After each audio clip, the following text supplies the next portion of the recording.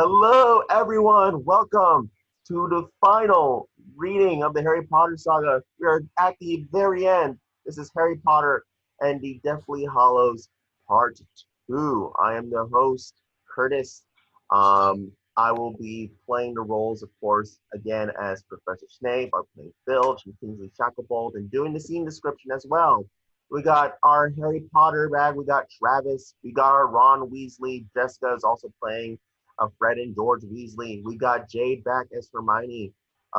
We got, let's see here, we got Colby as Dumbledore and Albus Severus. We got Anne as McGonagall, Narcissa Malfoy, and Luna Lovegood.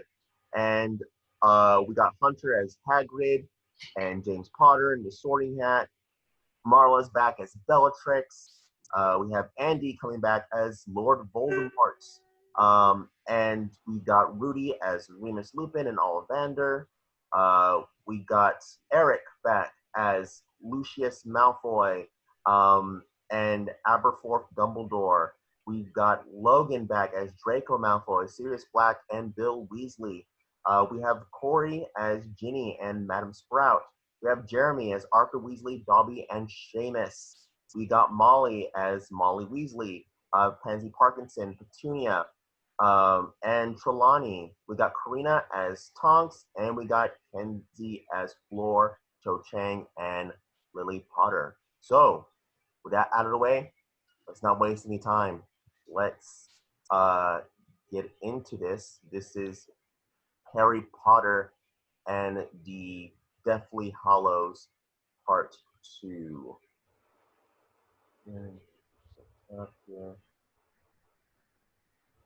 Harry Potter and the Deathly Hallows Part 2 by Steve Kloves, based on the novel by J.K. Rowling. Fade in. Out of shifting darkness, the Warner Brothers logo surfaces, then vanishes, followed by shifting darkness once more. Slowly, we discern that the darkness has formed surface. There's a sense of movement. We realize we go on the exterior of dark water, are rushing wicked fast over dark water, passing by a stiff wind below. A shadow flickers intermittently on the water surface, but is too dark and the surface too uncertain for the shadow to be identified. We rise slightly, the view expanding, until a small island comes to view. We circle slowly. All is dark below. The wind screams, then something glimmers, something pale and smooth, an obelisk crafted of marble. We drop from the sky as if on wings. Exterior island, continuous. The obelisk looms larger from this vantage point, a tomb fit for an emperor. A name is inscribed upon its surface, Albus Dumbledore. The obelisk begins to tremble, then drifts slowly aside, revealing a translucent stone slab beyond which your body in repose has been discerned. Smash! The translucent slab shatters, the air glimmers briefly with diamond-like shards, and Dumbledore's body is revealed. He appears to be sleeping. A few of the diamond shards cling to his cheek. A shadow from before, eclipses his face, and Voldemort appears, peering down at Dumbledore's lifeless body for a moment. He simply stares, transfixed by the sight of his old foe at peace. Then he reaches out and covers Dumbledore's interlaced hands with his own. The moment is oddly tender. After a moment, he retracts his hand, claiming the wand, clutching Dumbledore's fingers as his own. He studies it, his face a mask. The wind rises yet again, carrying us away back to the darkness of the water. Title card, Harry Potter and the Deathly Hallows, Part 2. A lake comes to view, the Black Lake of Hogwarts, its surface thick and still as tar, shrouded in what appears to be foul mist, but which is we come to find in reality a festering cluster of dementors. The Quidditch pitch stands silent, untended, faded, house flags hanging limply. Under the slate sky, the castle stands like a dark fortress, its quirky angles and gleaming windows diminish in the gray light. Figures come into view. as students marching in lines like grim raiments across the bridge, chiseled on by a pair of Death Eaters, Alecto and Amicus Carrow. While high upon the balustrade, his face a mask, Severus Snape looks on. We draw closer, but nothing more is revealed. His face remains a mask, his eyes untelling. Finally, he turns away, his cloak wiping our field, pitching us more into the night sky. Darkness is static, little more than a feeble hiss now dies out altogether. A soft whisper of wind fills our ears, faint but clear, and we're moving more up high yet again. The earth falls below us, revealing a sea of treetops, shifting eerily as we sweep over them. A gravel road comes into view, and in a few yards, on figures afoot, exterior Malfoy Manor night. Scabier, Finner, Greyback, and a ragtag of a group of snatchers escort Harry, Ron, and Hermione past thick yew hedges. Hermione eyes a white peacock looking like a ghostly lawn ornament. Harry, his face horribly swollen, whispers, "What did you put on me?" Singing jinx. "How long will it last?" Not long. Harry glances down and sees his glasses cupped in Hermione's palm. As he slips them into his pocket, the group suddenly slows up ahead on the other side of the gate. Bellatrix, Lucius, and Narcissa approach. Scabier grabs Harry's arm, pushes his face up to the iron bars. Bellatrix steps close. "Show me." Scabier reaches out his dirty fingers and pushes Harry's hair roughly up off his forehead. Bellatrix shines her wand. Despite the swelling, one intriguing feature can be seen, a scar. Shape of a lightning bolt? Bellatrix studies it long and hard, then smiles. Interior entrance hall, night. As Bellatrix leads the procession inside, she speaks to Narcissa. "Get Draco." Narcissa eyes her sister briefly, warily, then strides off toward the brightly lit room ahead, where her husband Lucius stands, cradling a near-empty wine glass. "Hi, Draco." Narcissa passes her husband without a word. "Just sit back and watch, Lucius. Pour yourself another glass of wine." As she passes, she flicks her finger off the rim of his glass. Cling! Interior main room. Same time. Bellatrix turns, eyeing Harry, Ron, and Hermione. "Where did you find them?" "In the North Forest." Wormtail quietly enters the room. As Harry eyes him, Bellatrix pauses, studying his scar again. "Lovely scarf, Scabier, though I'm not sure it's your color." "It's not mine." "You don't say." Her eyes slide, catch him looking at Hermione. "Fancy her, do you, Scabier? Can't say I blame you. Maybe we'll work out a little reward for you, That is, assuming all is as it appears. Draco, come here, darling." From the shadows, at the far end of the room, Draco separates from Narcissa, steps cautiously forward. "My friends here say that they've got Harry Potter. Seeing as how he's an old school chum of yours, I thought maybe you could confirm the fact for us." Draco stares at Harry. "Well?" I can't be sure." Lucius steps forward, wine glass sloshing. "You're close, Draco. If you're the ones who hand Potter over to the Dark Lord, everything will be forgiven. Do you understand?" Now, we won't be forgetting who actually called him my hope, Mr. Malfoy. "Of course not. Narcissa, tend to your husband." Lucius staggers back nervously next to his wife. "Don't be shy, sweetheart. Nice and close." Bellatrix nudges Draco forward until he's only inches from Harry. "What's wrong with his face?" "What is wrong with his face, Scabier?" He came to us that way. I reckon he picked it up in the forest. "Or ran into a stinging jinx." Bellatrix's eyes flash and steps up close to Hermione. "Was it you, dearie? Give me your wand. We'll see what that last spell was." Hermione looks alarmed as the snatcher steps forward. "What is that?" Bellatrix's tone is quietly murderous. She pushes back Scabier and Greyback, steps before another snatcher. Hermione's beaded purse dangles from one hand, in the other he holds the sword of Gryffindor. "Where did you get that?" "It was in a bag when we searched it. Reckon it's mine now." Bang! Quick as lightning, Bellatrix stuns the snatcher and catches the sword as he drops. Scabier wheels. Are you mad? Bang! Bellatrix drops him to his knees before his wand escapes his cloak. He bellows in fury.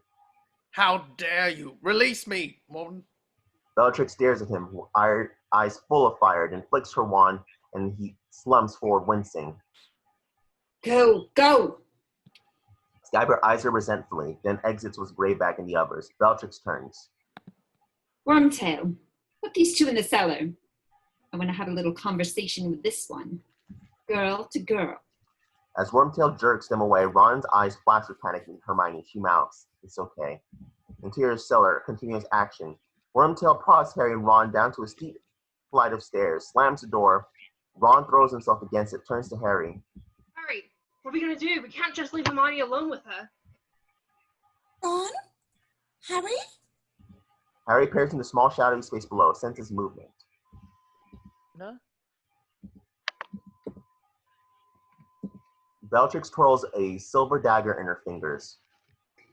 This sword was meant to be in my vault at Gringotts. How did you get it? I don't know what you're talking about. Liar. What else did you take? Interior cellar, same time, click. Ron, the illuminator in hand, sends a ball of light across the darkness and a gas light blooms faintly. Luna's pale face floats forward, hovers vaguely. You look strange, Harry. Mr. Ollivander, look who's here. It's Harry Potter. Harry looks past Luna and sees a goblin, Griphook, standing in the shadows. Next to him, sitting slumped against the wall, is the wand maker Ollivander, looking frail. His chin lifts slightly, runny eyes glimmering against the light as he studies Harry's swollen face. Hello, sir. Ollivander falters, his face troubled. Harry eyes him curiously, and Bellatrix's voice echoes through the vent. I'm going to ask you once again, what else did you and your friends take from my vault? I told you, I don't know what you're talking. Ah! Hermione screams in pain. Ron slams his face against the wall, turns. We have to do something, Harry. There's no way out. We've tried everything. You're bleeding, Harry. He points downward. Harry removes his glasses from his pocket, slips them on, and peers at his sock where blood has soaked through. Harry reaches down, pulling the sock away from his ankle, revealing a small gash in the thing that caused it, the mirror shard. That's a curious thing to hide in your sock. Taking the shard, Harry turns the silvery side toward himself and only himself. And for a split second, the eye seems to flicker there again. Harry wipes away the film of blood, but the eye is gone. You were hiding it, weren't you? Before Harry can respond, Hermione screams again. Pained by this, Harry debates something, then peers to the mirror. Help us. The others study him curiously, then footsteps sound. Ron clicks the illuminator and all goes dark. The cellar door squeals open and Wormtail's silhouette appears in a shaft of light. Ron rushes forward, but Wormtail stops him with a gesture of his wand. Let her go! Let her go!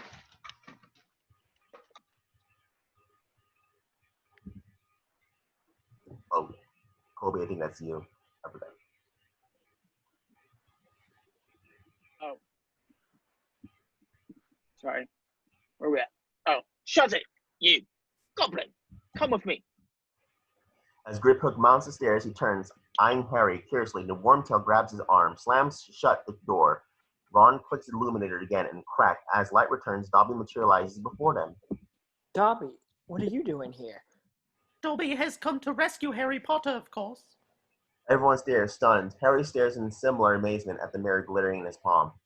Do you mean to say you can evaporate in and out of here and take us with you? Of course. I'm an elf. Works for me. Right. Dobby, I want you to take Luna and Mr. Ollivander to... Shell Cottage on the outskirts of Tinworth. Trust me. Harry nods, turns to Luna. You'll see to Mr. Ollivander. Of course. Whenever you're ready, sir. Dobby blinks at Luna's use of sir. He grins. Like her very much. Meet me at the top of the stairs in 10 seconds. Luna takes Ollivander's whatever hand in hers, and Dobby reaches out. Crack. They vanish. Harry and Ron peer at each other, then rush up the stairs toward the silver of light under the door above. Crack. The knob turns and light splashes in the cellar as Wormtail fills the doorway. Harry and Ron stiffen. Then watch Wormtail fall forward. Sif as a board tumbling, a heavy heap on the cement floor below. They turn back as Dobby appears, Wormtail's wand in his tiny fist. Who gets his wand? Interior corridor, main room. Quickly, cautiously, Harry and Ron, brandishing Wormtail's wand now, pad toward the main room as Dobby slips off in another direction. As Ron steps past the lifeless snatcher without a glance, Harry hesitates, glances down. Something flutters weakly in Snatcher's pocket, the tip of a golden wing. Harry crouches, looks. It's the snitch. Harry looks up, sees Ron gesturing for him. Quickly, he takes the snitch, slips it in his pocket. As Harry joins Ron and looks, slowly Bellatrix comes into view, towering over Griphook, who holds a sword, studying it. Hermione lies at Bellatrix's feet. Seeing her, Ron starts to lurch forward. Harry restrains him. Well? I left Gringotts' employ many weeks ago, but when I was last in your vault, the sword was there. Hermione studies the tube and watches a strand of Bellatrix's hair drift free and, as if in a dream, floats through the air. Perhaps it just walked out on its own then? There is no place safer than Gringotts, Madame Lestrange. And catches on Hermione's shirt. Liar. You can't deceive me. As Hermione looks up away from the hair, Bellatrix slashes a dagger across Griphook's cheek and a deep gash opens. He barely flinches, the hint of a smile on his lips. Bellatrix looks mightily unnerved by his reaction. Consider yourself lucky, Goblin. The same would be said for this one. Bellatrix poises the dagger over Hermione. Like hell. Bellatrix wheels, sees Ron pelting forward. Expelliarmus! Bellatrix dangling wand shoots free, tumbles and over and right into Harry's hand. Stupefy.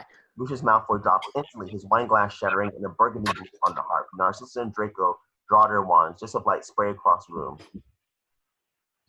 Stop or she dies. Harry and Ron freeze, see Hermione leaning limply against Bellatrix, a dagger at her throat. Drop your wands. Ron stands rigidly, staring balefully at Bellatrix. I said drop them. All right. Ron flings away Wormtail's wand. Harry drops Bellatrix's. Pick them up, Draco, now! Well, look at what we have here. Harry Potter. All bright and shiny and new again, just in time for the Dark Lord. Harry glances in the mirror opposite, sees that the stinging jinx is wearing off. Call him Draco. Draco hesitates, but Lucius doesn't, pulling up his sleeve and touching his finger to the dark mark on his forearm. Harry's scar constricts and he grimaces in agony. Bellatrix cackles maniacally, her knife pressed against the tender flesh of Hermione's neck. A bead of blood bubbles on the blade, and then a grinding noise is heard. Harry glances up, sees the chandelier begin to tremble. As the tinkle of glass fills the room, Bellatrix stares directly upward, watching as the chandelier bursts free of the ceiling and plummets. Bellatrix bolts and Hermione staggers clear, falling into Ron's arms. Griphook grabs the sword and as glass explodes in razor-sharp slivers, Draco screams and covers his bloody face. Harry wrests the blood-soaked wands from his hand and wheeling points all three at Lucius. Stupefy. Lucius flies off his feet and drops in a heap. Dirty little monkey, you could have killed me. Harry turns, sees Bellatrix raging at Dobby. The elf stands fearlessly across from her, defiant. Dobby meant only to maim or seriously injure, not kill. For God's sake, sissy, you've got a wand, use it! Narcissa hesitates. Crack. Dobby waves his little fist and Narcissa's wand flies from her hand. How dare you take a witch's wand? How dare you defy your masters? Dobby has no master. Dobby is a free elf, and Dobby has come to save Harry Potter and his friends. Harry tosses Ron a wand, grabs Hermione's big bag, and joins the others in the center of the room. Give the Dark Lord our regards. Harry's hand closes on Dobby's and the drawing room begins to spin. Bellatrix's face twists to an ugly blur. Her arm rises, dagger in hand. There's a flash of silver. Then, all goes black for a long time. Then, exterior cliffs, Shell Cottage dawn. With a great whoosh, Harry and the others tumble onto solid earth and hear the crash of waves as Harry staggers to his feet. Stars whirl above him. He sees he's on a cliff overlooking a dark sea. Ron holds Hermione gently. Tears sting her eyes. It's all right, Hermione. You're safe. We're all safe. She doesn't respond, nor Ron. Then Harry realizes they are looking past him. Even Griphook, the sword hanging limply in his hand. Harry turns. Dobby stands alone, a queer smile on his face, hand over his heart. The hilt of Bellatrix's dagger protruding between his fingers. Dobby, no. As Harry rushes to him, the elf crumples in his arms, his eyes rolling up to the stars. It's okay. Here, just hold on, Dobby. I'll fix you. Hermione, your bag. You must have something. Essence of Denny something, Hermione. Help me. She merely stands, tears streaking her cheeks. Such a beautiful day to be with friends. Dobby is happy to be with his friend. Harry Potter. Dobby gives a little shudder and goes still. The others simply stare, mute, listening to waves thunder. Footfalls sound. Ron turns, sees his brother Bill and Luna approaching from the cottage in the distance. Flora's saying to Ollivander, anyone else need tending? He eyes Harry curiously, crouched, his back turned, then sees Dobby's limp little legs dangling lifelessly. As the others watch, Harry reaches out and gently as he can pulls a dagger from Dobby's chest, then shrugs off his jacket and wraps the elf's body. Slowly, his shoulders begin to shake. Only Luna dares to step forward. Kneeling, she sees Harry is silently crying. He should close his eyes, don't you think? Luna reaches out, tenderly places her fingers upon Dobby's eyelids and closes them. There. Now he could be sleeping. She turns, then looks at Harry. Harry, it's all right. That it hurts. That's what reminds us how lucky we are. How lucky we are to be alive. Harry turns, studies her serene face briefly. Then his eyes shift to Dobby, his face serene as well, in death. I want to bury him. Properly.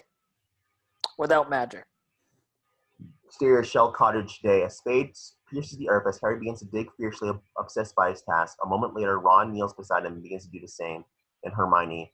Camera rises, a thundering ocean comes into view, and a lone cottage in the distance. Interior Shell Cottage kitchen. As Bill fails a kettle, Luna taps the wind chime hanging in the window, and a ghostly refrain fills the room. It's beautiful here. It was our aunt's. We used to come here as kids. The Order uses it now as a safe house.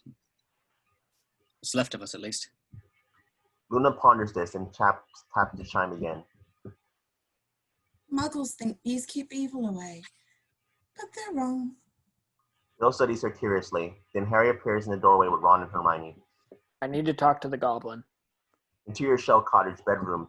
A knock sounds. Griphook turns, watches Bill push open the door. Step aside for Harry, Ron, and Hermione. Harry waits for Bill to withdraw. Turns to Griphook. How are you? Alive. You probably don't remember me. I showed you to your vault the first time you visited Gringotts. Even amongst the goblins, you're famous, Harry Potter. You buried the elf. I saw you. Yes. And brought me here. Griphook studies him curiously. You are a very unusual wizard. Why did you leave Gringotts? Soon the Death Eaters will control it. That was unacceptable to me. You're on our side. This is a wizard's war. I take no side. I need to get inside Gringotts into one of the vaults. It's impossible. Alone, yes. With you, no. Griphook stares impassively at him, silent. He glances at the sword of Gryffindor, which stands in the corner. How did you come by this sword? It's complicated. Why did Bellatrix Lestrange think it should be in her vault at Gringotts? It's complicated. Harry and Goblin stare at each other as if testing one another. Finally, Harry speaks. The sword presented itself to us in a moment of need. We didn't steal it. Griphook nods, pondering this. There is a sword in Madame Lestrange's vault identical to this one, but it is a fake. It was placed there this past summer. And she never suspected. The replica is very convincing. Only a goblin would recognize that this is the true sword of Gryffindor. Who put it there? The fake. It was not my place to ask, nor did I desire to. There are more than a few curious things in the vaults of Gringotts. And in Madame Lestrange's vault as well? Perhaps. I have gold. Lots of it. I have no interest in gold. Then what?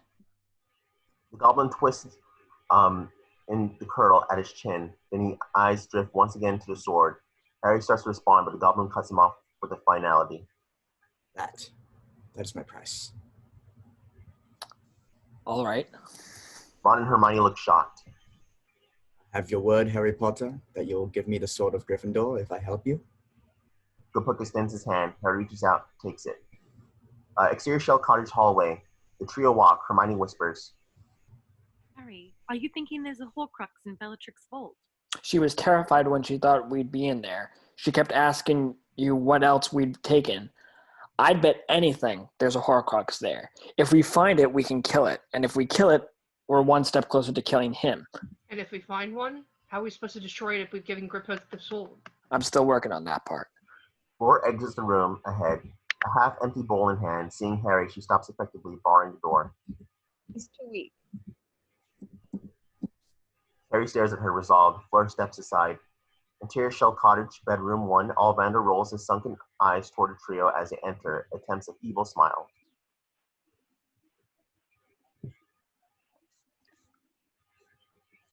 Forgive me if I don't get up. Mr. Ollivander, I need to ask you a few questions. Anything, my boy. Anything. Can you identify this, sir? Harry removes 2 wands. Ollivander takes one in hand. Walnut and dragon heartstring, 12 3/4 inches, unyielding. This belongs to Bellatrix Lestrange. And this? Hawthorn, unicorn hair, 10 inches, reasonably plump. This was the wand of Draco Malfoy. Was. Isn't it still? Perhaps not.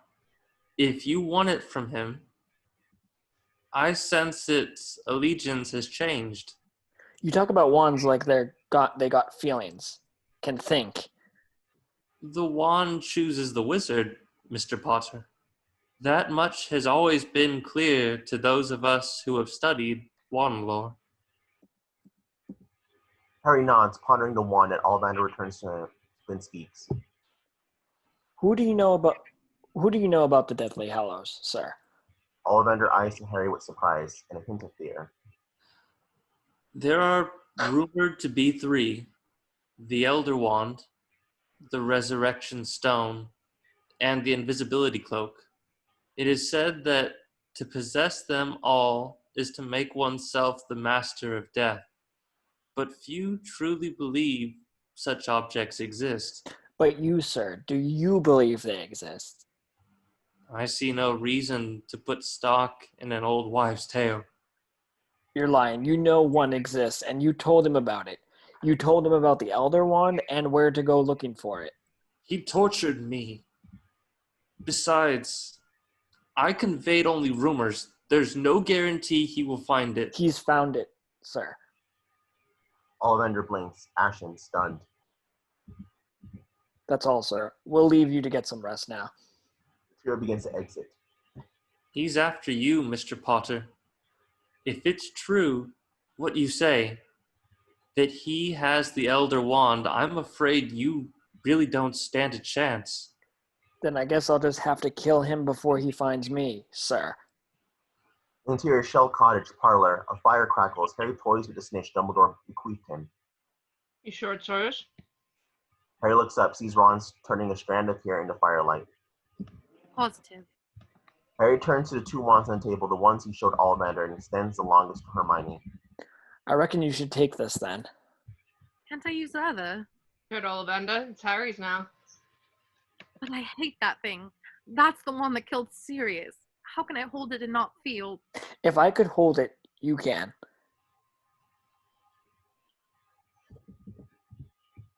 Hermione looks him in the eye, then takes it. How will we know when it's... How will we know what it is when we get in there? After all, a whole crooks can be anything. I'll know. I can explain. It's like they sing to me.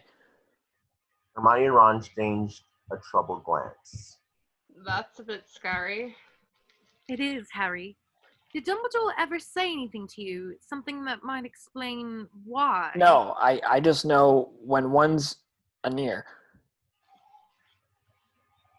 Hermione and Ron stare at him, silent. When the floorboard squeaks, they turn and watch shadows appear. Bill and Fleur. Fleur hands Hermione a long black woman's cloak. The closest I could find to what you described, Hermione. It's perfect. Thank you, Fleur.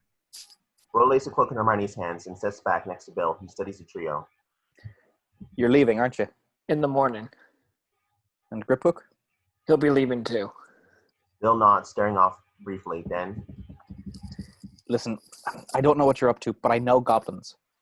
If they've struck any kind of bargain with Griphook, you must be exceptionally careful to live up to it. If you don't, he won't be forgiving. The trio sits in silence, watches Bill withdraw.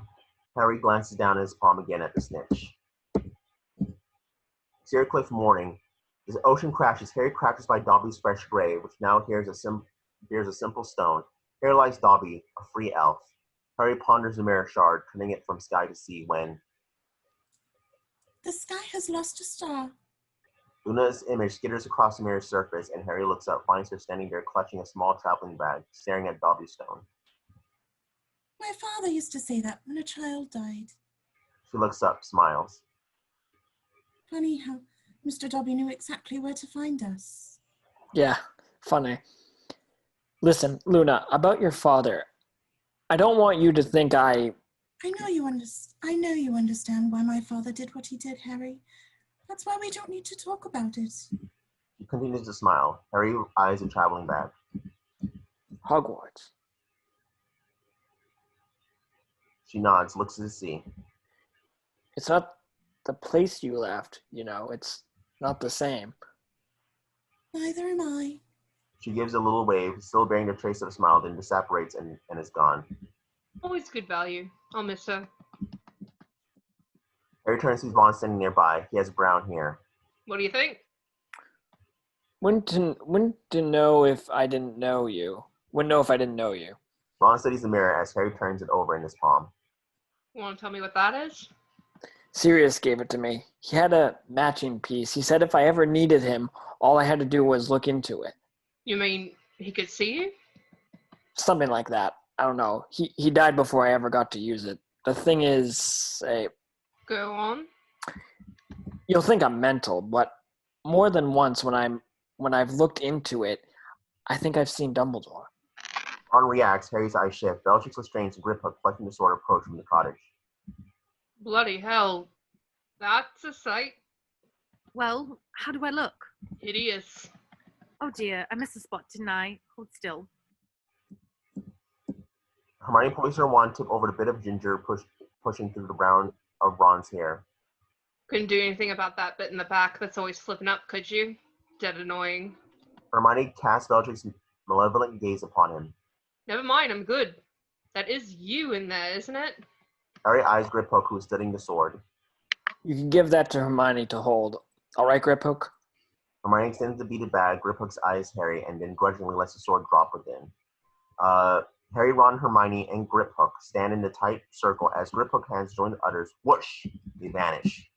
To Diagon Alley, dark alley. As they reappear, Harry, Ron, and Griphook fall back into the shadows, and Hermione, as Bellatrix, steps to the mouth of the alley to see if the coast is clear or a warlock passes.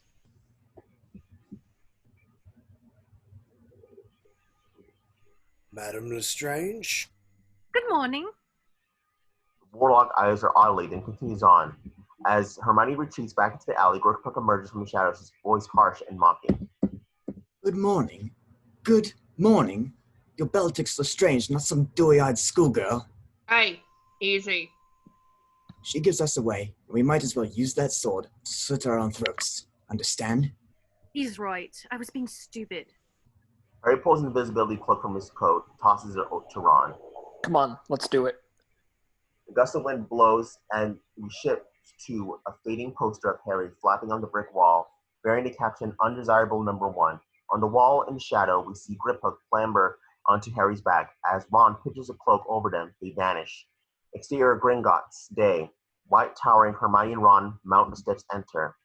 Exterior Gringotts, banking hall. A vast marble hall, a long counter, goblins perched on high stools, wizard guards positioned throughout. As Ron and Hermione enter, wind whistles through the doorway, sends the pages of goblins' massive ledgers trembling. As the door closes, the room returns to its eerie silence. Hermione glances at Ron. He nods and she steps to the long counter where an aged goblin scribbles in the ledger. Ahem. Identification. I hardly think that will be necessary. Madame Lestrange, dear me, how may I help you today? I wish to enter my vault. I see. Very well. Excuse me, won't you? The goblin slips off his stool, goes to consult with another, even more ancient goblin, Bogrod. I don't like to be kept waiting. Hermione's tone is harsh, authoritative. She turns to Ron, raises an eyebrow, who nods, well done, and looks away, eyeing the guards stationed about the room. Ron looks up, meets his gaze. Next. Ron turns, sees the tall goblin eyeing him. He's with me. As difficult as that may be to imagine. Ron frowns, takes in the scene again. The scratch of Goblin's quill seems to grow louder. Ron fidgets, eyes the guard again, who is looking at him more closely now. Ron runs a finger under his collar, shifts his eye to the aged goblin, who continues to consult with the one known as Bogrod. Bogrod says something, and they both glance at Hermione. Then Griphook's voice hisses in his ear. They know. Ron stiffens and turns slightly toward the empty spot to his left, whispers. What do you mean? They know she's an imposter. They've been warned. Ron looks back, watches the two goblins return to Hermione. Madame Lestrange, would you mind presenting your wand? And why should I do that? Just then, the guard crosses the room, begins to walk toward Ron. Ron's eyes dances. He averts his face, whispers. Harry, what do we do? Harry! No response. Ron extends his hand as casually as he can, finds only empty space. Camera moving towards Hermione, stimulating Harry's movement toward her. It's the bank's policy. I'm sure you understand, given the current climate. No, I most certainly do not understand. Sensing Harry's presence, she falters her own voice, emerging through Bellatrix's. Bogrod's eyes her intensely. I'm afraid I must insist. As the guard closes on Ron looks about frantically, reaching for his wand when a gust of wind fills the hall, sending the ledges trembling again. The guard pushing Ron shifts his gaze moving to the entrance as to the aged goblin and Bogrod. None to see Harry's hand slipped from the cloak, his wand pointed at Bogrod. Imperia. The door glides shut. The wind dies. Bogrod blinks. Very well, Madame Lestrange. If you'll follow me. But, Bogrod, there have been special instructions regarding the Lestrange vaults. I'm fully aware of that. I'm also aware that Lestranges are one of our oldest and most respected families. Yes, sir. But our instructions are very specific. Let me be specific with you, Rickbert. I've run this bank for 45 years, long before anyone had even heard of a Death Eater. The day may come that they feel they can run this place better than me, but that day has not yet arrived. Am I understood? Each goblin hesitates and nods. Bogrod turns to Hermione. Madam, if you will, I will escort you myself. Teffington, see to that door, you will you? The guard glances at Ron and reluctantly heads for the entrance. Ron quickly falls in line behind Hermione as Bogrod leads them out of the hall. An interior tunnel. A cart hurtles through the darkness, spraying a lot of them, Harry, Ron, Hermione, and Griphook and Bogrod. Down rickety rails, twisting and turning, sloping ever downward. Harry leans toward Griphook, who commands the cart. How long before they come after us? Time will tell. Harry's eyes meet Griphook's in the flickering darkness, then Ron's face appears over Harry's shoulder. What's that? Up ahead. Ron points in the distance, directly over the track. Something shimmers like a curtain of water. I should have known. Fiercely, Griphook starts to throw levers, trying to slow the cart. What is that, Griphook? The wheels screech, throwing off sparks. Griphook, what is that? He doesn't answer, furiously preoccupied with the cart. Harry turns to Hermione, hoping she has an explanation, but she just shakes her head, staring up ahead as Griphook slumps back, powerless, watching in grim resignation as the cart leans wildly down the rail and pierces the shimmering curtain. Instantly, the water engulfs them with ferocious power. The seats beneath them collapse, flipping downward, and they drop in a cascade of roaring water toward the ground, rushing up 30 feet below. Hermione screams something, her wand flashing, and one by one, he splashed down relatively unscathed. As the water drains away, they peer upward, watching as alarms blaring, the cart rails back the way it came. Harry turns to Hermione as she pockets her wand. Well done, hey. You look like you. Hermione is soaking wet and looks like Hermione. Ron looks like Ron. Griphook nods to the waterfall. The thief's downfall washes away all enchantments. Can be deadly. You don't say. Just out of interest, is there another way out of here? No. Portrio can savor this tidbit.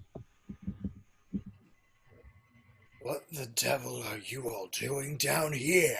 They all turn, seeing a soaking Bogrod cleansed of the Imperious curse, backing away in angry confusion. We need him. Is this your doing, Griphook? You have no rights here anymore. When you gave up your keys, Hermione had raised her wands, too late. Imperio! Bogrod blinks, resumes his mild demeanor. Harry and Hermione turn, see Ron, wand outstretched. Griphook steps past, pushes Bogrod on. Well done.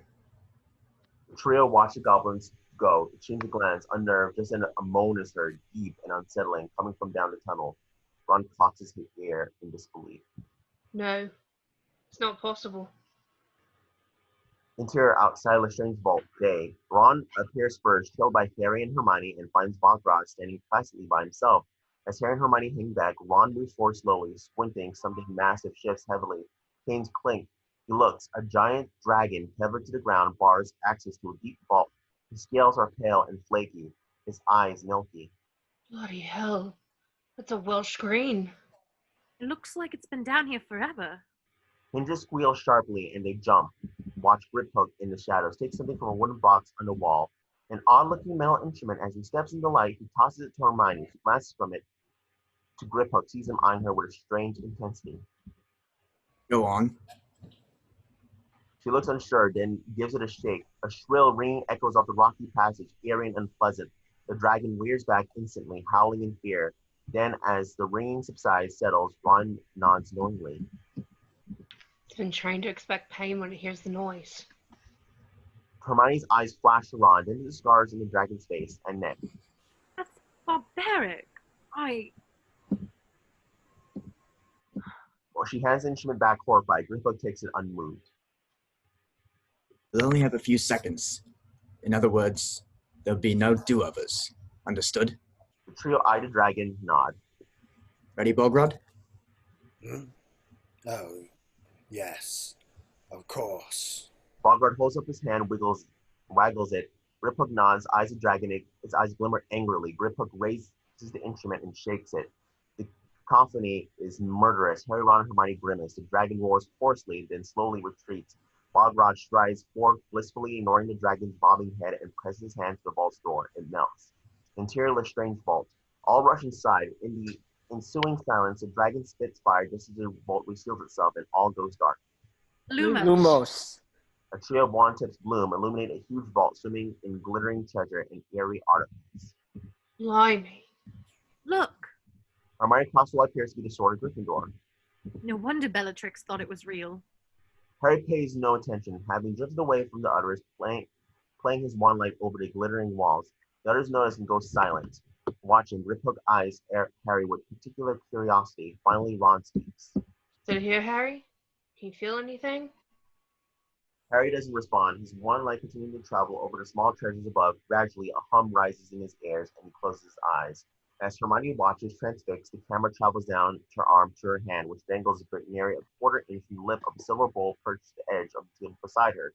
The hum in Harry's ears grow louder. His wand hand begins to twitch. The beam of light trembles over the objects nestled nearest the ceiling, then settles on an ancient cup, bearing the Hufflepuff crest. Harry's scar contracts. He opens his eyes. The skin of Hermione's wrist brushes the lip of the bowl. Harry stares at the ancient cup above, glimmering dully in the light of his wand, and when Hermione yelps. As the others turn, they see her retract her hand as if stung, sending the silver bowl tumbling down to the floor. She holds up her wrist, displays a red welt. It's hot! All eyes turn to the bowl, wobbling madly on the floor, when it splits apart and begins to multiply. They've added the Gemino and Flagrante curses. Everything you'll touch will burn and multiply.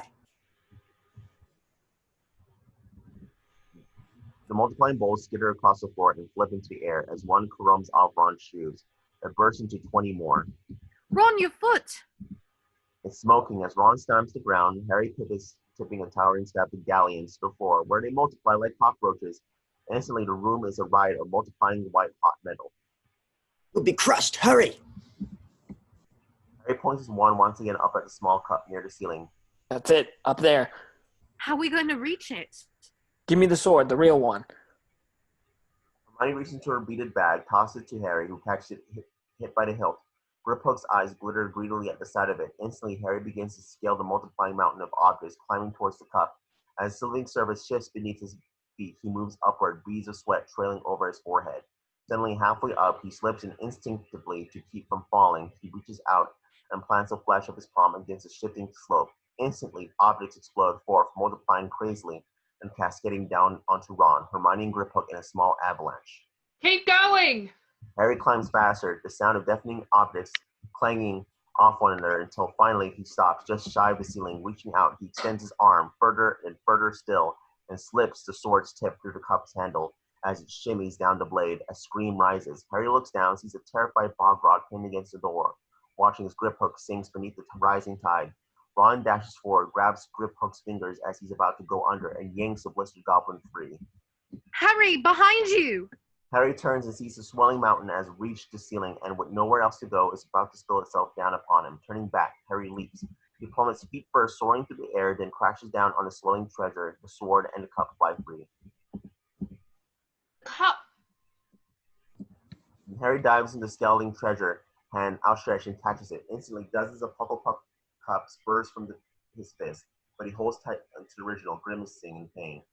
In here! Hermione holds her beaded bag before Harry and he jams it inside. As he turns for the door, they stop. Griphook holds the sword, the real sword in his hand, turning the blade in the light. We have a deal, Griphook. Griphook looks up. A kind of madness burns in his eyes. Said I'd get you in. I never said anything about getting you out. Pivoting swiftly, he slams Bogrod's hand to the door and smells Harry, Ron, and Hermione riding an avalanche of silver and gold into the outer chamber. Interior outside of the strange vault, as the trio find their feet, the dragon roars and spits fire, illuminating the tunnel. Shadows approach, stretching over the tunnel walls. Gringotts, goblins, and guards. Griphook! Griphook! But Griphook merely looks back, grins madly, and, sword in hand, rushes to join the approaching throng. Thieves! Help! Thieves! That little git. At least you got Bolgrod. Dragon spits again, reducing Bogrod to dust. That's unfortunate. We can't just stand here. Who's got an idea? You're asking us? You're the brilliant one. I've got something, but it's mad. Harry and Ron eye the approaching throng, turn back to Hermione with looks of mild panic. Feeling herself, she raises her wand. Relatio. The iron cuffs on the dragon snap free. That's your idea? Come on. Harry fires stunning spells toward the goblins. He pelts toward the dragon and flings himself onto his neck. Hermione and Ron jump behind. The dragon doesn't move. It doesn't realize it's free. Leviosa, Avatis, Ex Kappa. Nothing. Ron and Harry glance at each other, and then, as if reading each other's minds, raise their wands high, and as the one jab the dragon with the tip of their wands, it roars, rears, and soars into the air. As it crumbs up sides of the tunnel and scrapes the ceiling, the trio duck, watching the goblins scatter like skittles and dust and debris rain down.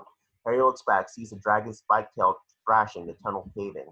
Interior tunnel day, a low rumble is heard, growing louder. Then a massive dust cloud billows forth, and the dragon bursts into view, soars by, wings flapping, eyes blind, gulping fresh air. Interior Gringotts day, the Hulk trembles, fissures appear, and the dragon erupts through the floor. Pillars spill, goblins dive for cover. Exterior Diagon Alley day, the grand facade of Gringotts disintegrates as the dragon penetrates, wheels upward, and beats toward the sky.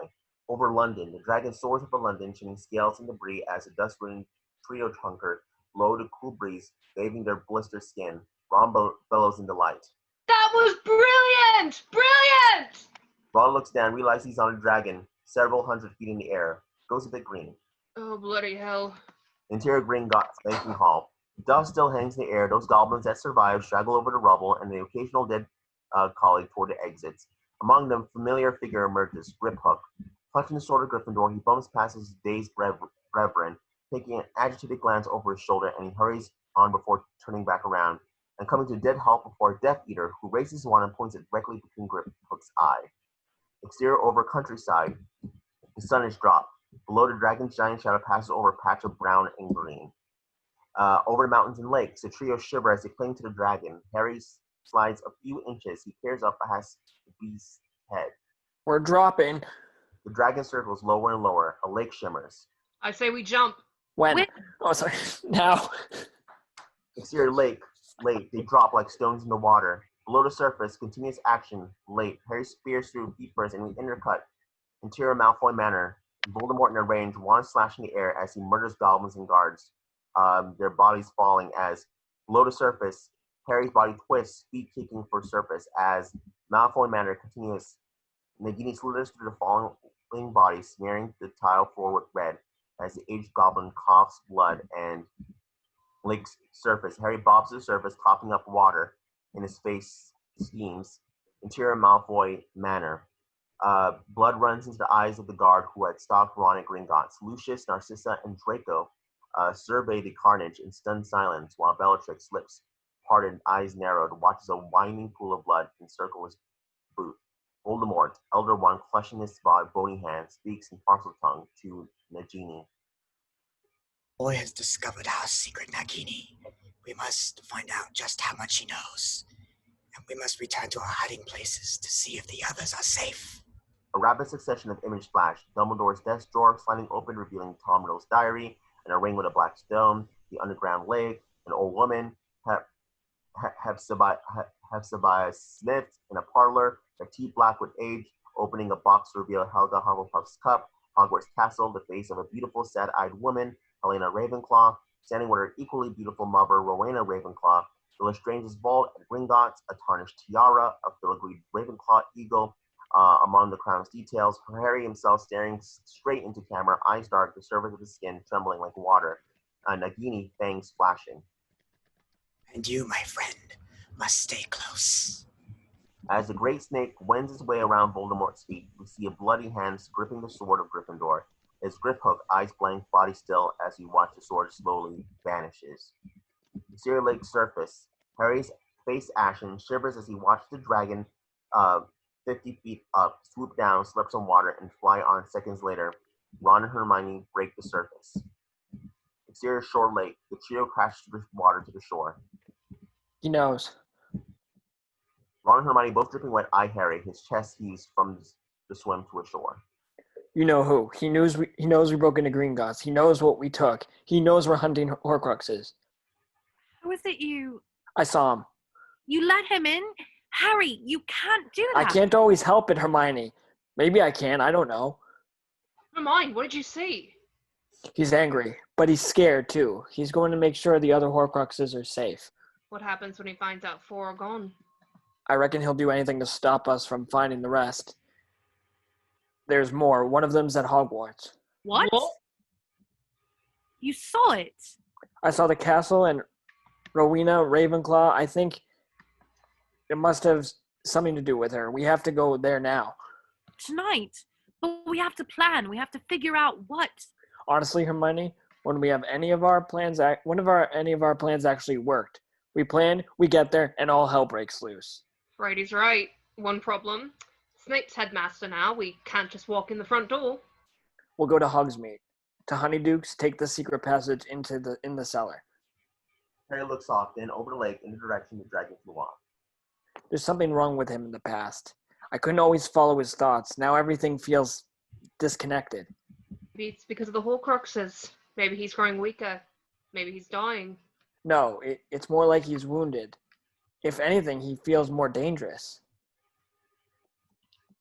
Exterior High Street, Hogsmeade, an eerie calm. Posters of Harry Undesirable No. 1 droop from every light post. Shops shuttered at this hour sit silently, shrouded in a thick fog. Only the 3 broomsticks evidence his life, where yellow light and coarse laughter drift from greasy windows. Just beyond lies Honeyduke. Suddenly there is a disturbance in the mist, and a trio apparate to view. They glance about when a scream rents the air, inhuman, shrill. The laughter dies inside the 3 broomsticks. A mob of shadows fills the windows. Instantly, the trio pelt for Honeyduke's. Exterior, outside Honeyduke's, a trio close in on Honeyduke's. Death Eaters spill from the broomsticks.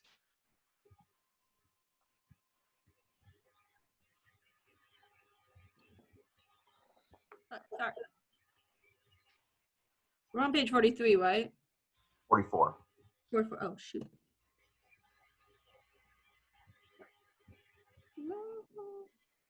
There, right there. The trio turn on their heels and vanish into the mist. Exterior street night. Harry leads the way, the trio running wicked fast through the twisting streets, glancing down alleyways for signs of pursuers. The mist, both friend and foe. Suddenly, a dark figure appears on the roof above. He whistles. I've got them. Down here. Dear side street night, Harry, Ron, and Hermione race down a side street and stumble onto an alcove, lungs burning. Hermione whispers. They were ready for us. Suddenly, beams of light fracture the mist. We know you're here, Potter. There's no getting away. Harry slips the mirror from his pocket and angles at his own face, lights briefly over the surface. Then the end of the alley comes to view. A Death Eater stands there, one glowing in the mist. Perhaps you need some convincing. What do you mean by that? Hermione gasps, eyes looking upward. Ron and Harry follow her gaze. Just then, just above the rooftops, barely distinguishable from the night, Dementors drift like smoke. As Harry draws his wand, Hermione's hands covers his. She whispers, No, you'll give us away. The night grows darker, the streetlights dim, as the trio's breath drifts visibly in the gathering chill. As the Dementors descend, the trio grimace, beset by bleak dots. A tear escapes Hermione's eye, trails down her cheek. Finally, Harry can't take it no more. Expecto Patronum. A silver stag bursts from his wand and charges down the street, scattering the Dementors before vanishing around the other side of the Hog's Head Inn.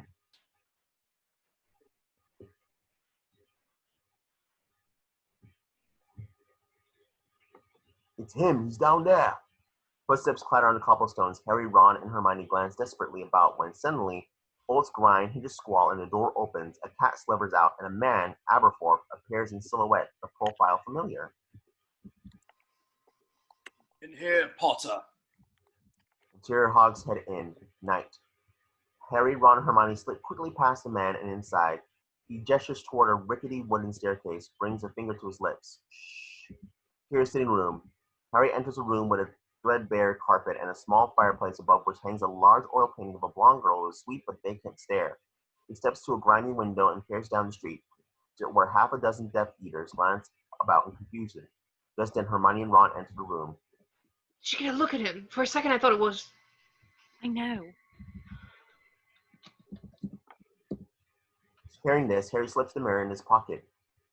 Footsteps sound from below. Harry, I can see you. In here. Harry turns, watches Hermione take a jagged shard similar to his own from the mantle. He glances down at the piece in his palm, sees Hermione's eye looking out at him. Just then, Aberforth's hulking form appears on the landing.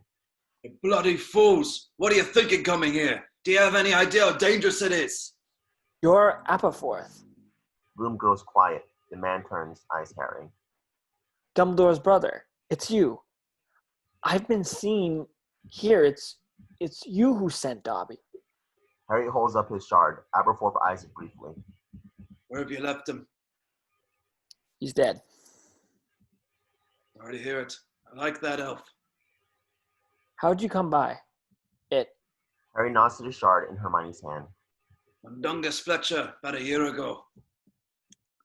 Dung had no right selling you that. It belonged to... Serious, Albus told me. He also told me that you'd likely be hacked off if you ever thought I'd had it. But ask yourself where you'd be if I didn't. Harry doesn't respond. Right then, reckon you're hungry. Let's get you fed, then think of the best way to get you out of here. Sitting room night. A tray of food is set down on the table. Ron and Hermione set to. They haven't eaten for days.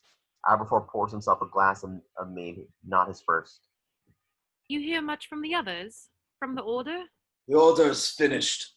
You know who won. Anyone who says otherwise is killing themselves. She exchanges glances. Harry doesn't touch the food, just stares quietly at Aberforth. We need to get into Hogwarts. Dumbledore gave us a job to do. Oh, did he now? Nice job, easy.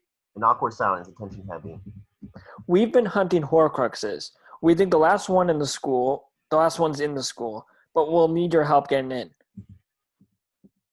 If we can find it and kill it, then we kill him. And then we end this war once and for all. We need to get into Hogwarts tonight. Aberforth stares at him for a moment until the silence grows. It's not a job my brother's given you. It's a suicide mission. Do yourself a favor, boy. Go home. Live a little longer. Dumbledore trusted me to see this through. What makes you think you can trust him? What makes you think you can believe anything my brother's told you? And all the time you knew him, did he ever mention my name? Did he ever mention hers? Aberforth gestures to the painting of the girl. Why should he? Keep secrets, you tell me. I only care about the Dumbledore I knew. I trusted him. Did you now? And why is that? I had no reason not to. Oh, that's a boy's answer. A boy who goes chasing Horcruxes on the word of a man who won't even tell him where to start. You're lying, not just to me, which doesn't matter, but to yourself as well. That's what a fool does. You're drunk. No, you don't strike me as a fool, Mr. Potter. So I'll ask you again. There must be a reason. Why do you trust anything my brother ever said to you? Why? Harry stands mute, his face at war with itself. For a moment it's unclear, but competing emotion will win out. Then finally, he speaks, his voice steady. Because I need to. Because if I don't know who I am anymore. I've lost too many people to lie down. I'm not interested in what happened between you and your brother. I don't even care what you've given up. I trust the man I knew. I'm going to see this through. I need to get into the castle tonight. Silence. Hermione and Ron exchange a glance. Aberforth regards Harry darkly, but Harry merely stands. Waiting after several seconds, Aberforth's gaze shifts to the painting. You know what to do. The girl smiles, turns, and walks away, growing slowly smaller into the painting with each step she takes. What have you sent her? You'll see soon enough.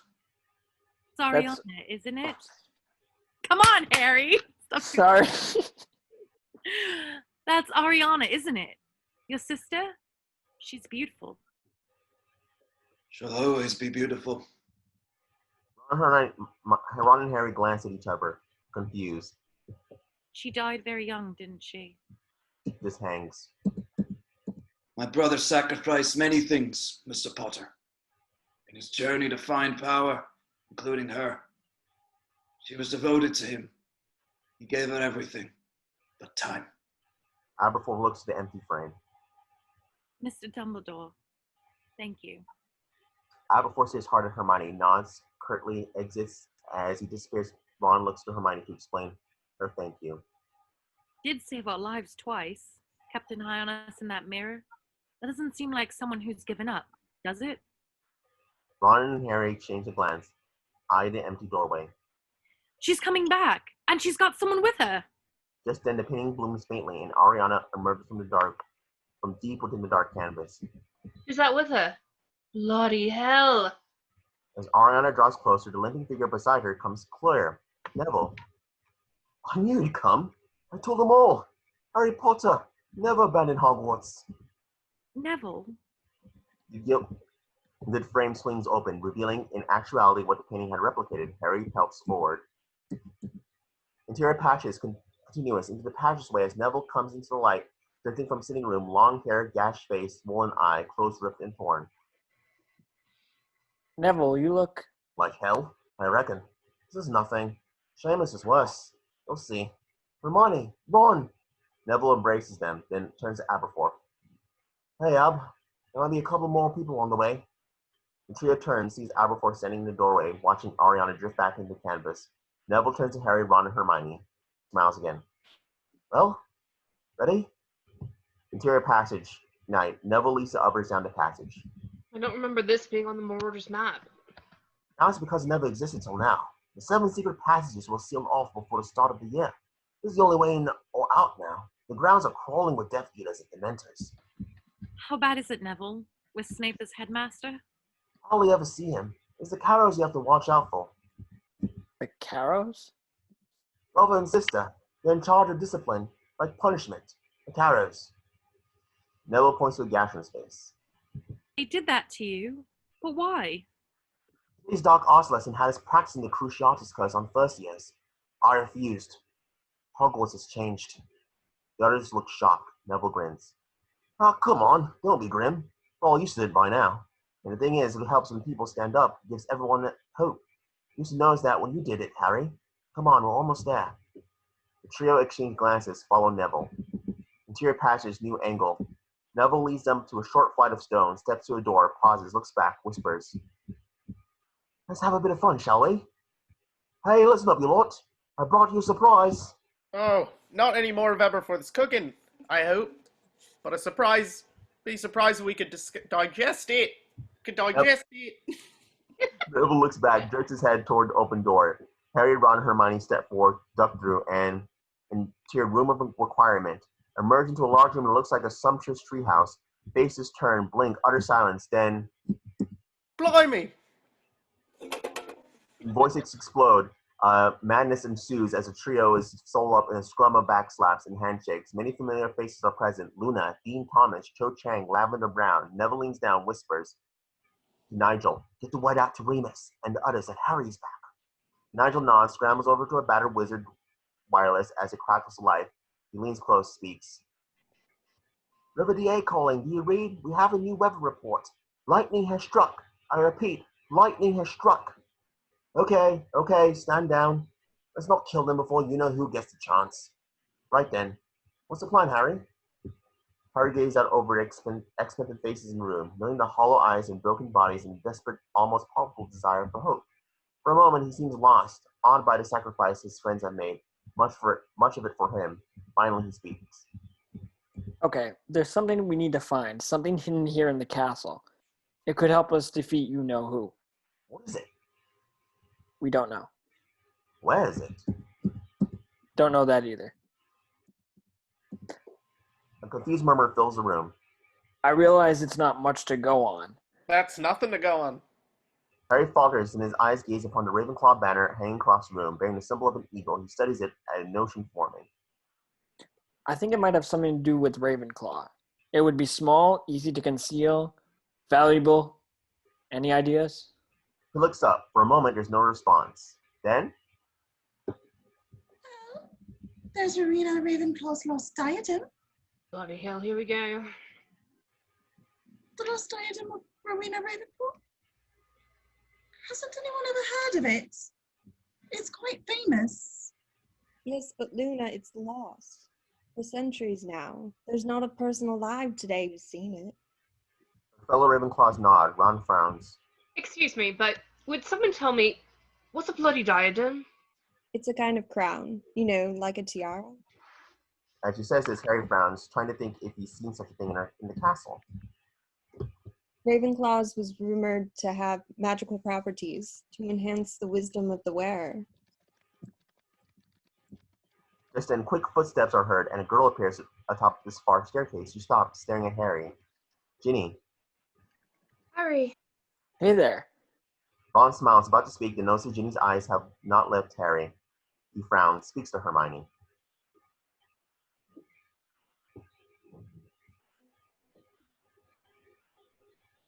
Month she hasn't seen me, and it's like I'm Frankie first year. I mean, I'm only her brother. Got loads of those, though, doesn't she? It's only one Harry. Shut up, Seamus. What is it, Ginny? Snape knows. He knows that Harry was spotted in Hogsmeade. Here at Hogwarts Castle night later. Mist encircles the parapets of the castle itself, barely distinguishable from the Dementors that drift like silent sentinels over the grounds. Lights glimmer in the castle. Interior courtyard night. A stream of Hufflepuff students move toward the Great Hall. They walk grimly, their faces blank as if accustomed to such exercises. Interior marble staircase, same time. The Ravenclaws walk in lockstep as well.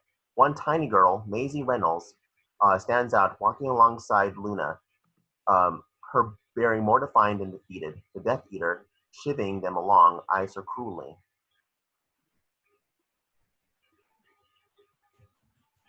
Put a smile on, Miss Reynolds. Wouldn't want me to have to pay a visit to Daddy again, would you? Interior dungeon corridor, same time. Slytherin House walks in rigid synchronization, back straight in perfect rhythm. We catch sight of Blaze, Zabini, and Goyle. Interior marble staircase, same time. As the Gryffindors walk, Harry moves in their midst, effectively shielded. Harry slips past a few people, reaches out, and folds Ginny's hand in his own. He doesn't look back, notices him, notices his touch. Interior Great Hall, same time. Each house stands together as a group. The room buzzing, no one sits. Harry is nowhere to be seen. At the tall table at the top of the hall, two Death Eaters, Amicus and Alecto Carrow, stand like sinister sentinels, their eyes raking the crowd. Professor McGonagall, her face ashen, her bearing reduced, stands along the right wall, while Flitwick stands by the left wall. As Snape enters, the room goes silent. Many of you are surely wondering why I've summoned you at this hour. It's come to my attention that earlier this evening, Harry Potter was sighted in Hogsmeade. A remembered thrill fills the hall. McGonagall's eyes glisten with curiosity. Snape raised his voice briefly to quell the noise in the hall. I mention this in the hopes that truth will not be supplanted by rumor. For myself and a few select members of the staff, this comes as little surprise. We have for some time considered Mr. Potter's return to Hogwarts. It's not only possible, but inevitable.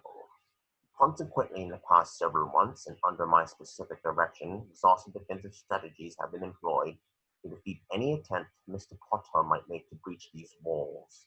But know this, should anyone, student or staff, attempt to aid Mr. Potter, that person will be punished in a manner consistent with the severity of their transgression. Furthermore, rest assured, so long as I am headmaster at Hogwarts, Harry Potter will never again step a foot in this castle. As applause erupts from Slytherins, Maisie Reynolds glowers over at them. Snape raises a hand. The room returns to silence. Now then, if anyone here has knowledge of Mr. Potter's movements this evening, I invite them to step forward. Now. Snape's eyes break the hall. Dead silence. Minerva shifted glances, and then footsteps. A figure appears in the shadows at the back of the hall. McGonagall's chin rises in disbelief. Maisie's face blooms with hope, and then I think I can help you out with that one. Harry appears. It would seem that despite your exhaustive defensive strategies, you have a bit of a security problem, Headmaster. Snape stares in stunned disbelief, then his gaze shifts as one by one others emerge. Ron, Hermione, Lupin, Arthur, Molly, Fred, George, Percy, Luna, Dean, Thomas, Bill, Flair, Kingsley Shackleblot, the Professor, and Marianne. And I'm afraid it's rather extensive. The Carrows, who had been moving towards Harry's, falter, turn to Snape with uncertainty. Harry's eyes narrow with malice as he stares at Snape. How dare you stand where he stood? Snape watches Harry draw his wand, point at him. Tell them how it was that night. Tell them how you looked him in the eye, and a man who trusted you, and killed him. Tell them. Snape's eyes find Harry's, but his face remains a mask. McGonagall stands poised, no longer an ashen ghost. Flitwick hands twitches over his wand. The air prickles in anticipation. Snape moves as to retrieve his wand. McGonagall steps forward and sends a volcanic blast Snape's way. Pivoting, he parries the spell, barely, and sends it ricocheting around the room. Chaos ensues. Flitwick and the rest of the staff, inspired by Harry and McGonagall, leap forward, wands out. Snape outnumbers, standing at the epicenter, parries spell after spell with astonishing skill, deflecting two of the curses into Alecto and Amicus Carrow. Snape takes the measure of the room and sweeps his wand over his head, reducing the torches that line the wall to smoke and pitching the hall into total darkness. As students scream, a great whooshing sound fills the hall, and some flying thing flickers past the windows, rattling the panes before blasting through one. Instantly, a torch bursts back to life, and we see that it's McGonagall, wand raised aloft, who's done it. In the moonlight, Harry can see a bat-like creature beating into the night. McGonagall peers bitterly into the darkness. Cowards! Cowards! And he didn't even stay to fight. Mr. Potter, do you mind telling me what you're doing here, which I trust you realize it is an act of complete and utter lunacy? I'm a Gryffindor. I thought it might have something to do with that. All right, settle down, settle down. Room quiets. It appears that your headmaster, to use the common phrase, has done a bunk. Cheers rise from all houses save Slytherin, where Pansy parks and glowers along with Blaze and Gore. Even McGonagall can't help but smile. Just then, Harry winces slightly, pressing his fingers to his temple. Potter. A slow rumbling fills the hall. Harry, fingers trembling with pain, glances up, sees dark clouds coagulating in the enchanted ceiling. McGonagall follows his gaze, as do others, watching as clouds shift eerily like blots of blood. Suddenly, the flames and the torches along the walls tremble as a chill breeze consumes the room. The hall slowly dims. All grows progressively silent when a girl screams, her voice rising and rising. Harry rushes through the throng, the students parting as he pelts forward, pushing past them until he finds Maisie cowering on the floor in the corner, hands over her ears, eyes clenched tight. He seems possessed. Everyone watches, chilled. Finally, Harry starts to move forward when he himself winces, pressing his fingers to his temple.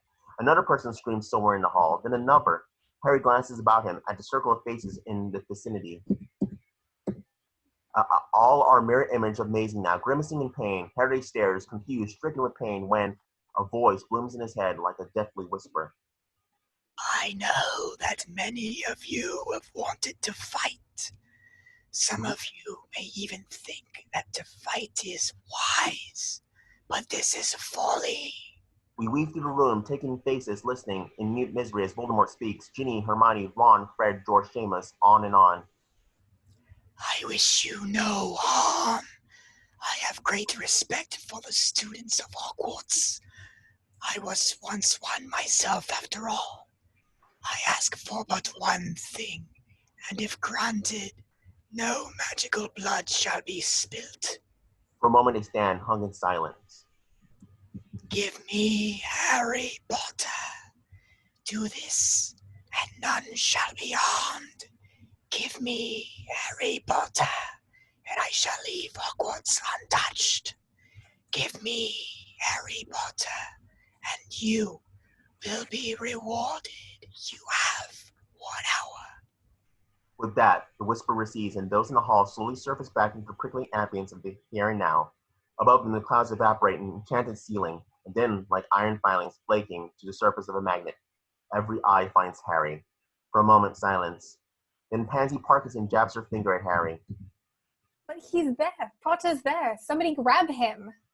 Instinctively, Jenny steps in front of Harry, wand drawn, and as one, the Gryffindors assemble the line of face toward the Slytherin, shielding Harry. Moments later, the Ravenclaws and the Hufflepuffs do the same. Harry's eyes glitter at the sight moved. Ginny lowers her wand. Just then, Filch bursts into the hall. Students out of bed! Students in the corridors! Filch stops dead as Mrs. Norris wends through his legs. They're supposed to be out of bed, you blithering idiots. Oh, sorry, Mum. Filch begins to turn away. Wait! As it turns out, Mr. Filch's arrival is most opportune. If you would like to lead Miss Parkinson and the rest of Slytherin House from the wall. Right away. Exactly where is it I'll be leading them to, Mum? The dungeon should do. Chairs rise again, and McGonagall's eyes turn on Harry. She rises up to full height, her jaw firm. I presume you have a reason for returning, Potter. What is it you need? Time. As much as you can give me. Do what you have to do. I'll secure the castle. Is that possible, Professor? We teachers are rather good at magic, Harry Potter. We've even been known to turn out a worthwhile witch or wizard on occasion. I think it's time we ask a few of them to take their magic beyond the classroom. What do you think? Harry follows McGonagall's gaze, sees Neville and Ginny conferring with sprinkling of DA members. I think you're right. McGonagall nods, still sizing up Neville and the others. Harry turns, starts to exit. By the way, Potter, it's good to see you. You too, Professor. Interior, exterior, Great Hall, courtyard. Neville and Ginny flank McGonagall as she sweeps out of the Great Hall and into the courtyard. Flitwick and other members of the DA, including Seamus, trail after. Let me get this straight, Professor. You give us permission to do this. That is correct, Longbottom. To blow it up. Boom. Boom. Wicked. Exactly how do you propose we do this, Professor? Why don't you confer with Mr. Finnegan? As I recall, he has a particular proclivity for pyrotechnics. Neville and Ginny glance back at Seamus. I can bring her down. That's the spirit. Now off you go. Neville, Ginny, Seamus, and the DA peel off.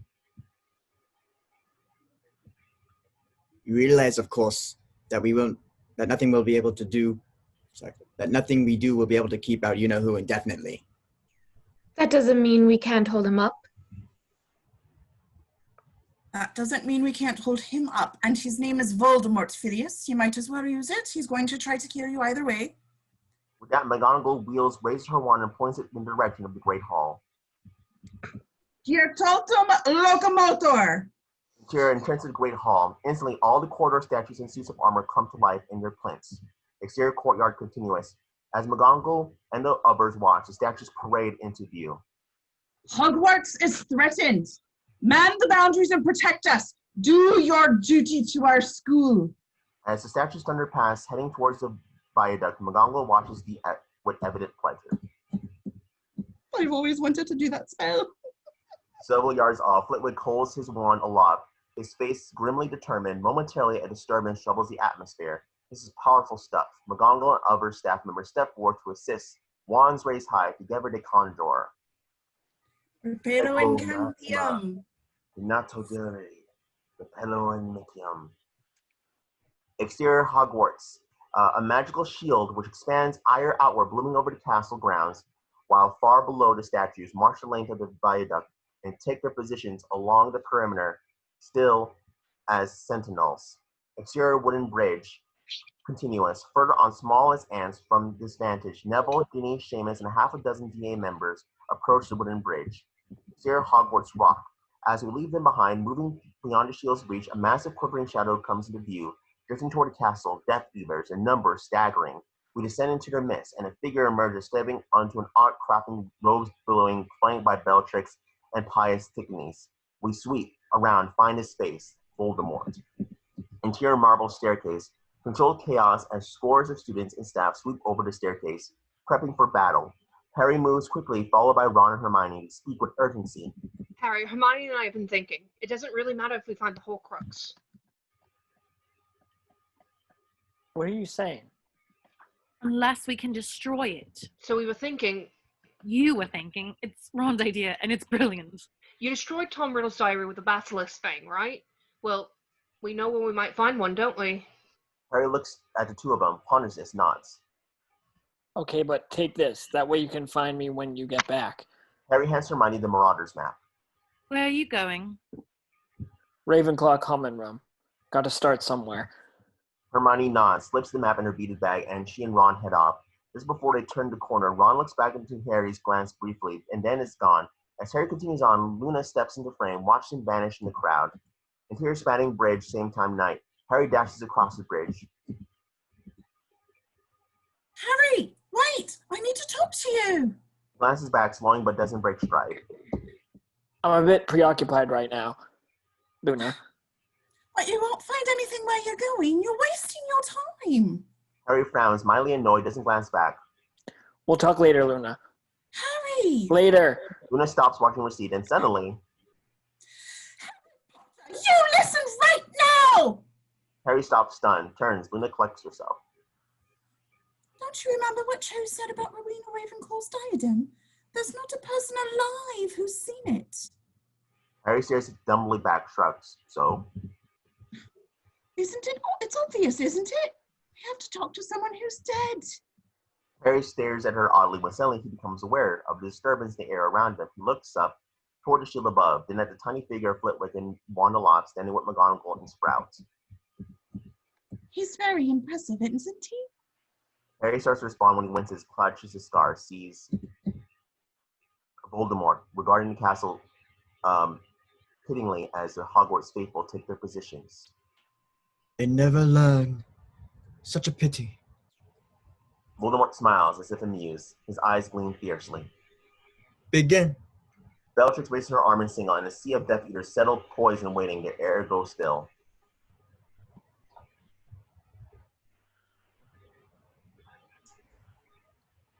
But my lord, shouldn't we wait?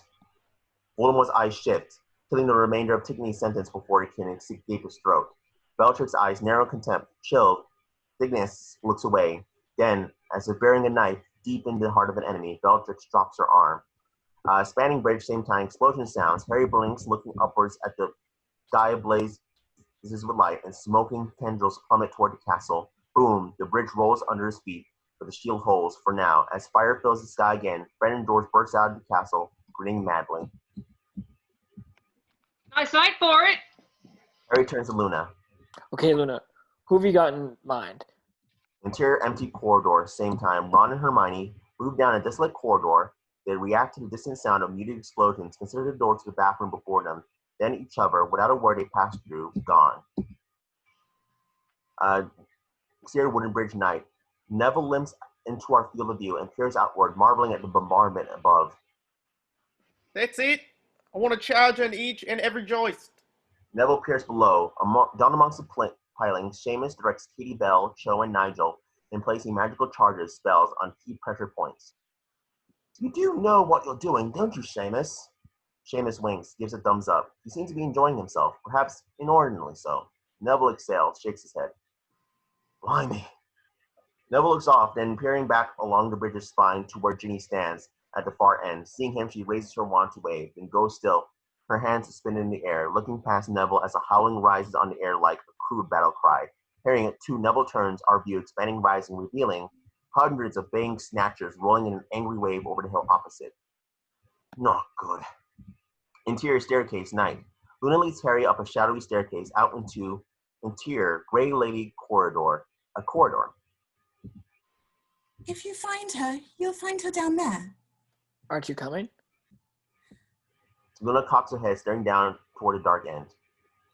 No, I think it best if you two talk alone. She's very shy. Luna exits. Harry's eyes the shadows ahead. Exterior battlements, same time. Lupin and Shackleblot stride out into night as Dean tags after. Shackleblot gives instructions to Dean. Tell Professor McGonagall, Remus, and I will handle this side of the castle. Yes, sir. As Dean starts off, the grounds beyond and below into view, a sea of Death Eaters, Kingsley and Remus, stop dead, narrow their eyes. Dean, on second thought, tell Professor McGonagall you might need one or two more wands this side. Dean nods, continues on, merely trading a glance with Arthur, Fred, and George as they appear, staring in stunned disbelief at the deadly throng across the landscape. It's the quality of one's conviction that determines success, not the number of one's followers. Lupin stares straight ahead, as does Shackleblot. Who said that? Me. For the first time, they look at each other, share a fatalistic smile. Just then, Tonks appears. Speaking of quality. Tonks rushes past the Weasleys, lightly touching Arthur's arm as she leaps into Lupin's embrace. He hugs her deeply.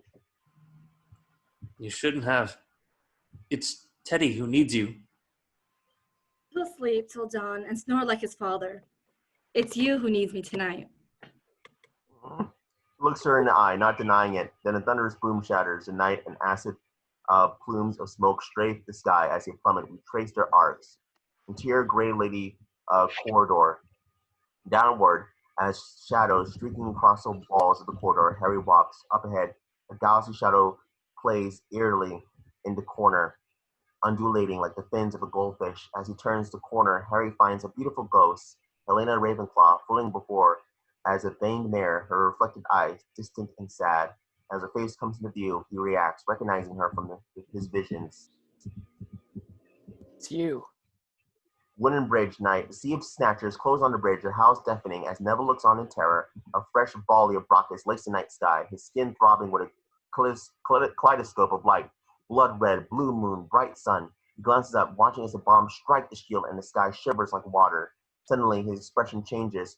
Faint hope displacing dread as thwack.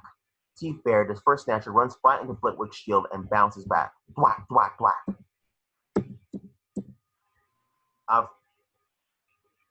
One after another, the snatchers bounce back. A grin blooms on Neville's face. Ha! Ha! Scabior stops short, eyeing the area ahead warily. Neville begins to laugh in faint disbelief at first, and harder, almost maniacally consumed by fear. A fear turned to ecstasy. Hoarsely, he bellows at Scabior. Yeah! You and whose army? He grins, raises his wand, and with a triumphant whoop, whips his arm too vigorously into the air and fires a shot into the night sky. Whoa! Easy up there. Neville looks down, sees Seamus draped in charges, flaring up at him. Sorry. Ow. Interior outside chamber of secrets, same time. Ron and Hermione reach the serpent's hatch that bars the way to the chamber. Ron takes out his wand. I'm a slowly little snack. Hermione's eyes widen in shock. Ron shrugs. Harry talks in his sleep. Have you noticed? No, of course not. The hatch swings open. Interior closer chamber of secrets, same time. Ron and Hermione make their way through the shadowy cavern, bones snapping like fish scales under their feet. As they reach a low wall of rocks, waist high, Ron stops. I've never gotten this far before. I'm scared. Ron looks at her, then hoists himself through. Me too. Interior chamber of secrets continues. Ron and Hermione spill into the soaring cavern and begin to walk the gauntlet of serpents. Hermione peers ahead into Salazar Slytherin's sinister face. I didn't expect it to be like this. What did you expect it to be like? Not this. Near corridor, same time, the Grey Lady drifts eerily, staring at Harry. You're the Grey Lady, the ghost of Ravenclaw Tower. I do not answer to that name. I'm sorry, it's Helena, isn't it? Helena Ravenclaw? Rowena, a daughter, Luna? Luna told me. Are you a friend of Luna's? Yes, she thought you might be able to help me. You seek my mother's diadem. Harry stops, stunned. Yes, that's right. Luna is kind, unlike so many others, but she was wrong. I cannot help you. She begins to drift away. Outside, explosions are heard. The room quakes. Harry looks desperate. Wait, please. Many have sought my mother's diadem. Its powers are legendary. But I don't care about its powers, honestly. But she's drifting away. Harry watches in desperation. I don't see it for myself. You have to believe me. The show drifts on. Helplessly, Harry watches her go, then decides. I want to destroy it. She stops, turns. He sees this as hooked in her in some way, begins walking back toward her, nodding. That's what you want, isn't it? Helena, you want it destroyed? She thought I took it to hurt her, but I only wanted to be more like her, clever and wise. She wore it so beautifully put on me. I grew to hate it. The pain I felt, the pain I feel even now. I'll end your pain, Helena. Tell me where it is, and I'll destroy it. I swear on my mother's memory. Another swore to destroy it many years ago, a strange boy with a strange name. Tom Riddle. But he lied. He's lied to many people. Suddenly, her eyes blaze with anger, her face contorting horribly, and Harry can't help but take a step back. I know what he's done. I know who he is. He defiled it with dark magic. Harry stares at her, watching as her eyes drift and her face resolves again, vacant but beautiful. Yes, that's right. But I can undo that, Helena. I can destroy it once and for all, but only if you tell me where he hid it. You know where he hid it. Don't you, Helena? You just have to tell me, please. Trust me. She looks at him, standing so close now, only inches apart, lost in his eyes for a moment. Strange. You remind me of him a bit. Harry stares at her, stung, suddenly looking a bit lost himself. Explosions sound again, faintly this time, and for a moment it's as if he's forgotten why he's come here. Then her voice brings him around. It's here, in the castle, in the place where everything is hidden. Harry probes her eyes, baffled. If you have to ask, you'll never know. If you know, you need only ask. Slowly, Harry's expression changes, then he's backing away. Thank you. Then turning. Thank you. Then running. Interior marble staircase, night. Harry careens down the staircase, buffeted by chaos that surrounds him, swept forward by a tide of people screaming and shouting as they deploy to different parts of the castle. It's madness. Interior chamber of secrets, same time. Ron emerges from the shadows, basilisk fang in hand, and joins Hermione on Slytherin's altar. She reaches into the beaded bag and removes the cup. He extends the fang to her. You do it. He starts to speak to object, but when Ron speaks, Yes, you can. she reaches out, her hand trembling, and takes the fang from his fingers. She raises her arm, still as glass for a moment, then knifes down. Exterior Hogwarts Castle. Voldemort howls, his eyes burning scarlet. Interior marble staircase. Harry staggers, roaring in agony. His iris is blooming red in the reflected glow of the guttering torch on the wall. He steadies himself against as exterior Hogwarts Castle. Impulsively, violently, Voldemort draws his wand, the Elder Wand, and stops, briefly, stunning it. A strange mixture of awe and ambivalence darkens his face, and suddenly it vanishes, and he points the wand to the sky. His arm sweeps forth, and a crack of thunder shakes the ground. The sky turns white. For a moment, everything is frozen still. Hogwarts Castle, then an eruption of sound and fury rolls over the grounds. Exterior wooden bridge. Neville stares to the sky, his face bleached white. Ginny's pupils contract. Exterior courtyard. McGonagall studies the trembling shield above. Exterior battlements. Tonks reaches for Lupin's hand, but is unable to bridge the few inches that separate the fingers. Exterior battlements. Stricken Fred and George and Dean stare at the night sky. Exterior viaduct. An armored warrior statue stares impassively.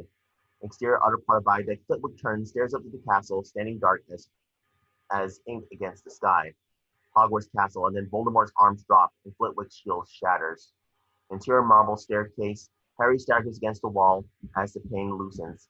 Its grip, the scarlet in his eyes ebbs as the flames flickering in the Scoundrel's gutter. Hogwarts Castle, the scarlet fire blazing Voldemort's eyes recede. Interior chamber secrets.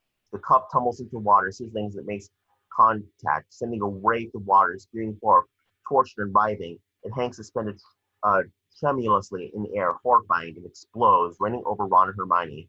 They stand utterly still as the water runs off their bodies and pools at their feet. For a moment, they stay like this, unmoving, as if amazed to have survived.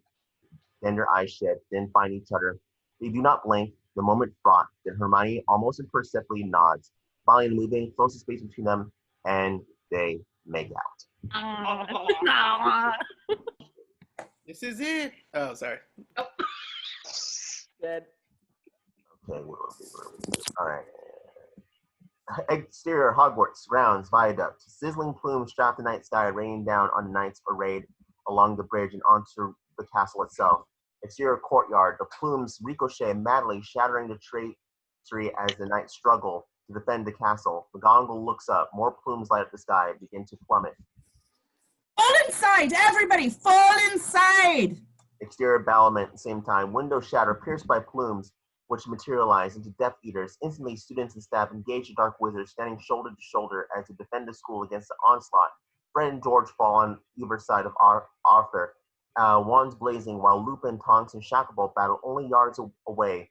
The fighting swift and lethal. Exterior wooden bridge, same time. Neville's eyes break the fiery night skate before him, then shift to the more immediate vicinity and go still. Scabior, the Snatchers are rising, moving forward toward him. Oh, good. Neville starts to back up slowly, then turns the heel, pelts back up the bridge. Plumes rain down from the sky. Enemy spells skitter as Neville's feet. He looks back, sees Scabior and the others closing like a herd of wildebeest. Ready? Are you bloody joking? She lifts her wand, ready to detonate the spells, when Seamus pops up beside her, a rather maniacal gleam in his eye. Oh, God! Kablam! Neville sets off the charges. Instantly, one bridge section after another explodes, rolling up like a carpet. Snatchers fall from sight, plummeting into darkness. Neville looks over to his shoulder, sees Scabior closing on him, then looks back towards Ginny, who stands frozen, wand raised, never fired, looking at Seamus. His face blooming with fanatical ecstasy as he watches the charges detonate.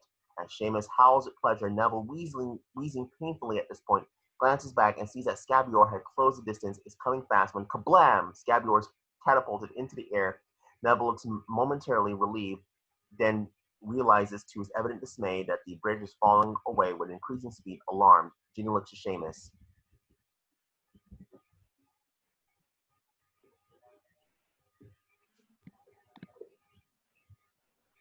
He's good. Remainders begin to discharge, dripping off like firecrackers, one section after another, vanishing. He's good. Including the section under Neville's feet, and he's gone. Ginny gasps, hands to her face.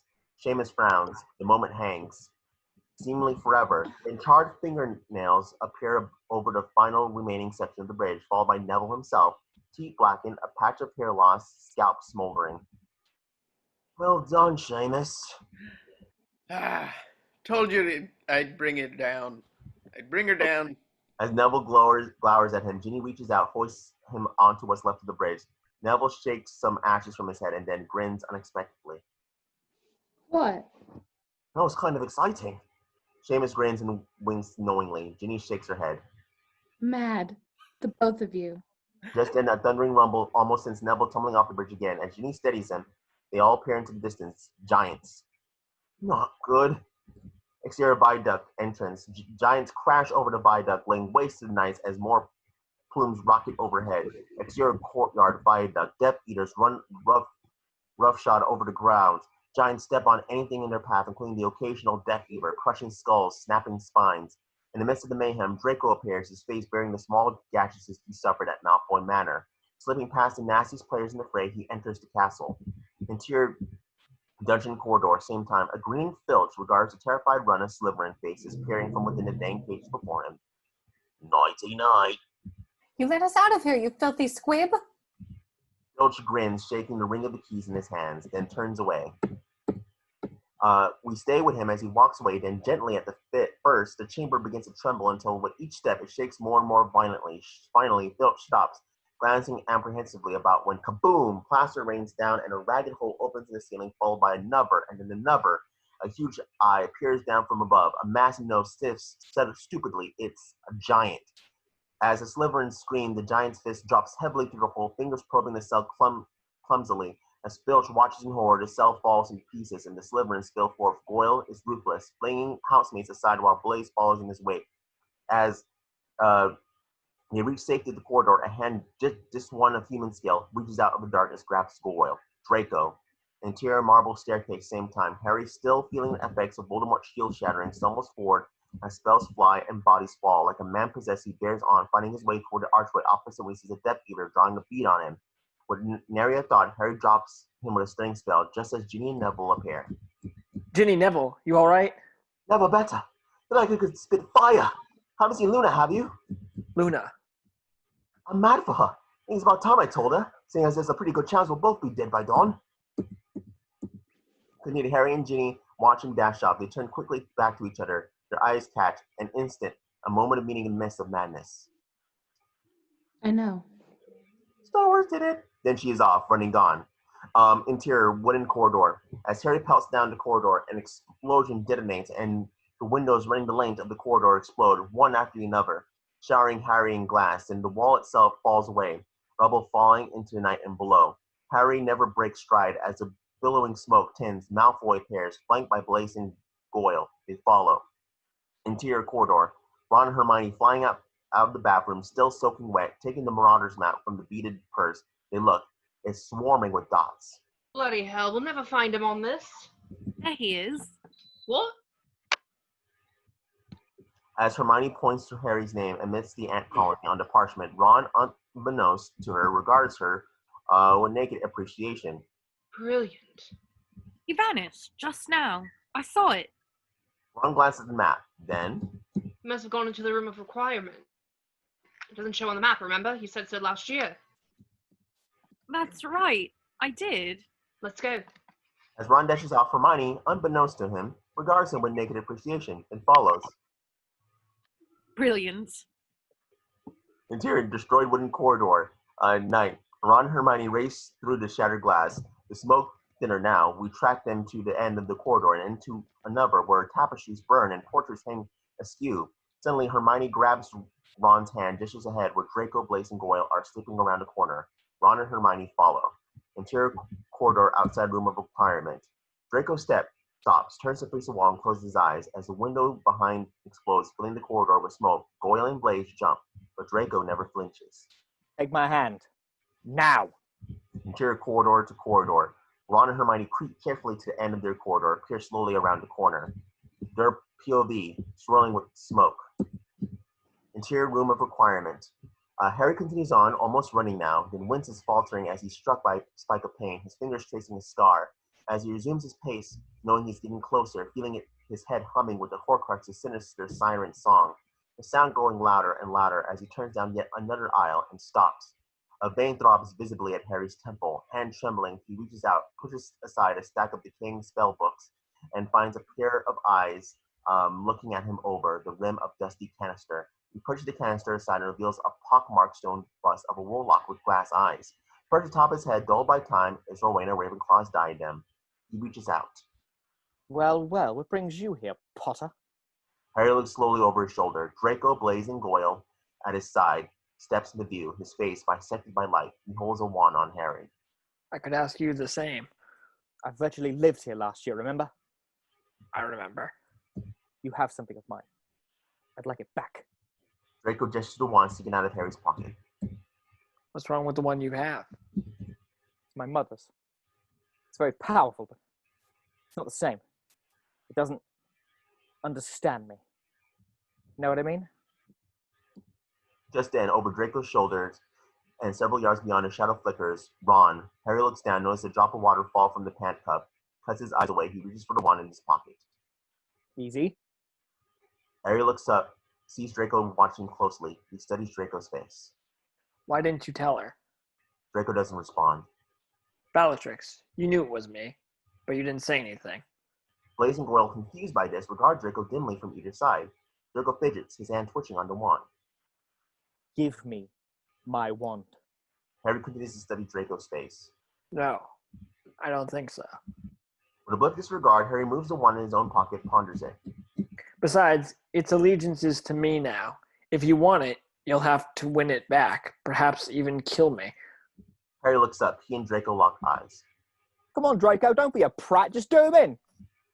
Draco's hand twitches, his brow conflicted, and his eyes shift. Catch sight of Hermione in silhouette far beyond Harry's shoulders, her wand pointed at him. He blinks as if it were a mirage, and a ball of starlight bursts from her wand, briefly illuminating her face, and strikes his hand. As his wand flies free, Goyle steps into the breach and fires back at Hermione. Avada Kedavra! The spell caroms off the stone, but his boss says, sending the diadem spinning into the air. Ron fires a flurry of spells at Goyle, but he manages to elude them all by crashing through the wall of junk as it teeters. Ron pelts through the hole made by Goyle and gives chase. Ting! Harry looks up, sees a diadem bounce off the top of a birdcage, steer along the top of the highest shelf, and bounce out of sight. Gone. Turning back, he finds Blaise taking aim at him. Expelliarmus! Blaise wand flies free, and he scampers. An instant later, Hermione steps into view. A massive groan echoes in walls of towering junk shudder. Harry looks up, Hermione looks up, then at each other. The sky is falling. One after another, the towering walls spill like dominoes. Harry and Hermione run side by side as the world comes crashing down. Did you see where it went? The diadem? It's gone. We'll never... Ting, ting, ting. The diadem drops from the sky and hops, skips, and jumps down the aisle in front of them. Harry and Hermione exchange a glance and pelt after it. Harry nearly has in his grasp when a small avalanche of moldy books bars his path. Hermione leaps over the books, reaches out, and grabs it. Harry comes panting up. Well done. Let's find Ron and get out of here. Harry wheels, sees Ron running towards them, chased by a river of scarlet flames. Ron! Goyle set the bloody place on fire! As one, the trio dashes through the remaining aisles as the towers of junk turn to ash all around them. The flames draw closer, mutating into a pack of fiery beasts, serpents, chimeras, dragons, all nipping at their heels. No matter which way they turn, the flames follow them.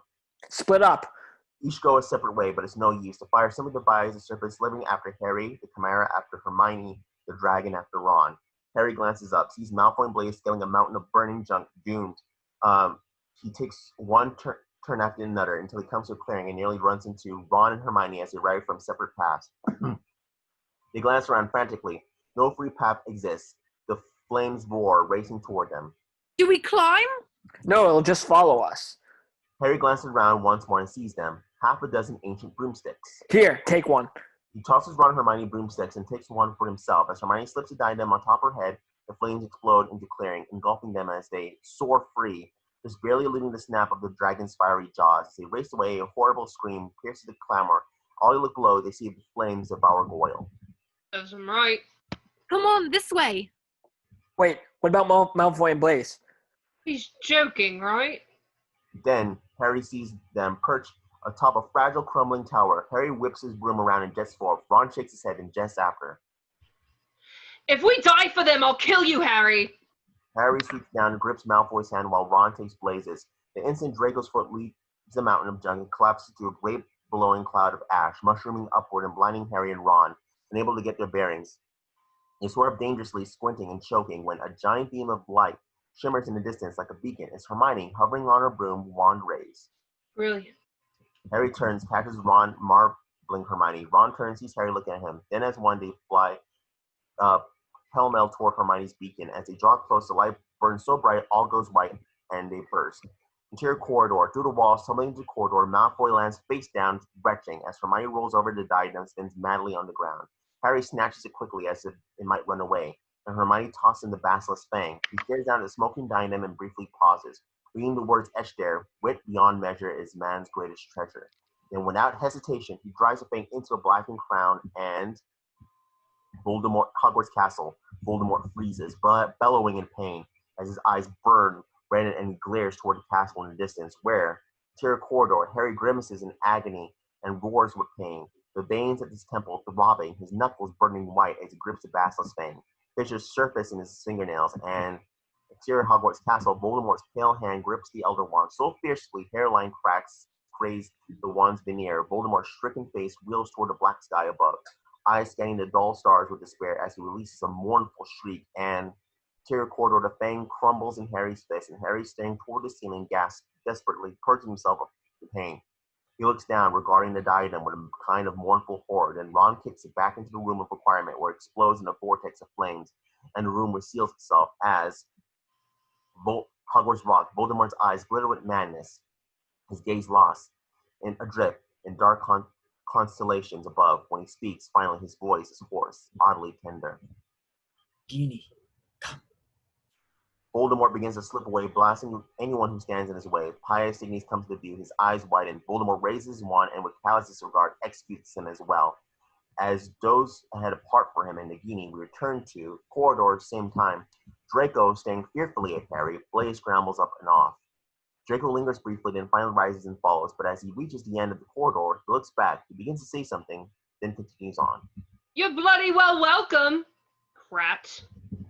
Ron looks back to Hermione and follows her gaze to Harry, who stares in the distance, his face still bearing traces of agony he's just endured. Ron, you once asked me if I thought he felt it, Voldemort, when he destroyed a Horcrux, when we destroy a piece of his soul. Ron and Hermione wait. He does. Harry looks up, then meets their eyes. It's the snake. She's the last one, the last Horcrux. Where will he take her? Someplace safe.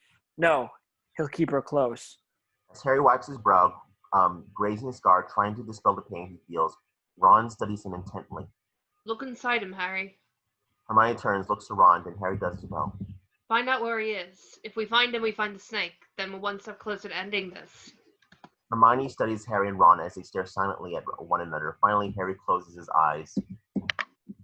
For a moment, nothing.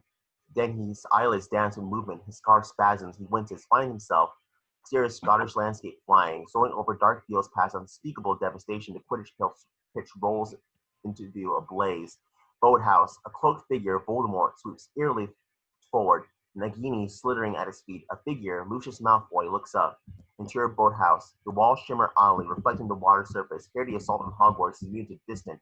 A haggard Lucius Malfoy nervously eyes Nagini, while Voldemort paces with a strange energy, glancing at the wand in his fingers, the Elder Wand, then to the lake itself, where reflected Hogwarts burns in a beautiful blur.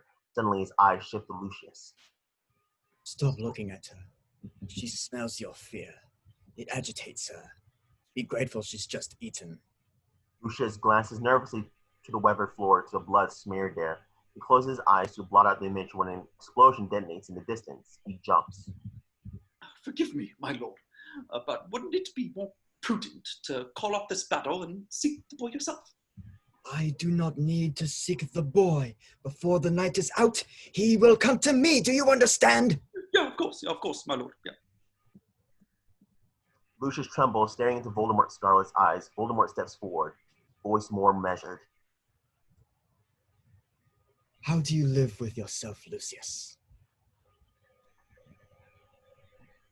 Go, find Severus. Tell him I need to see him immediately. Lucius rises quickly, exits. Voldemort fixes his eyes on the wand once again. The snake hisses. Interior corridor outside. Harry twitches, his eyes flutter open. The sounds of battle no longer distant. Hermione and Ron wait expectantly. Harry nods. I know where he is. Exterior aerial shot epic view of Hogwarts. The battle rages on. Hogwarts is in flames. We descend into exterior courtyard night. Courtyard where the students and staff treat spells of Death Eaters. Among them, Padma Patil, Neville and Seamus, Sprout and Kingsley. From an upper balcony, Professor Trelawney raises her wand, draws a bead on the Death Eater, where a forceful flick sends him flying through the air. Seamus regards her with amazement. There's more to me than incense and tea leaves, Mr. Finnegan.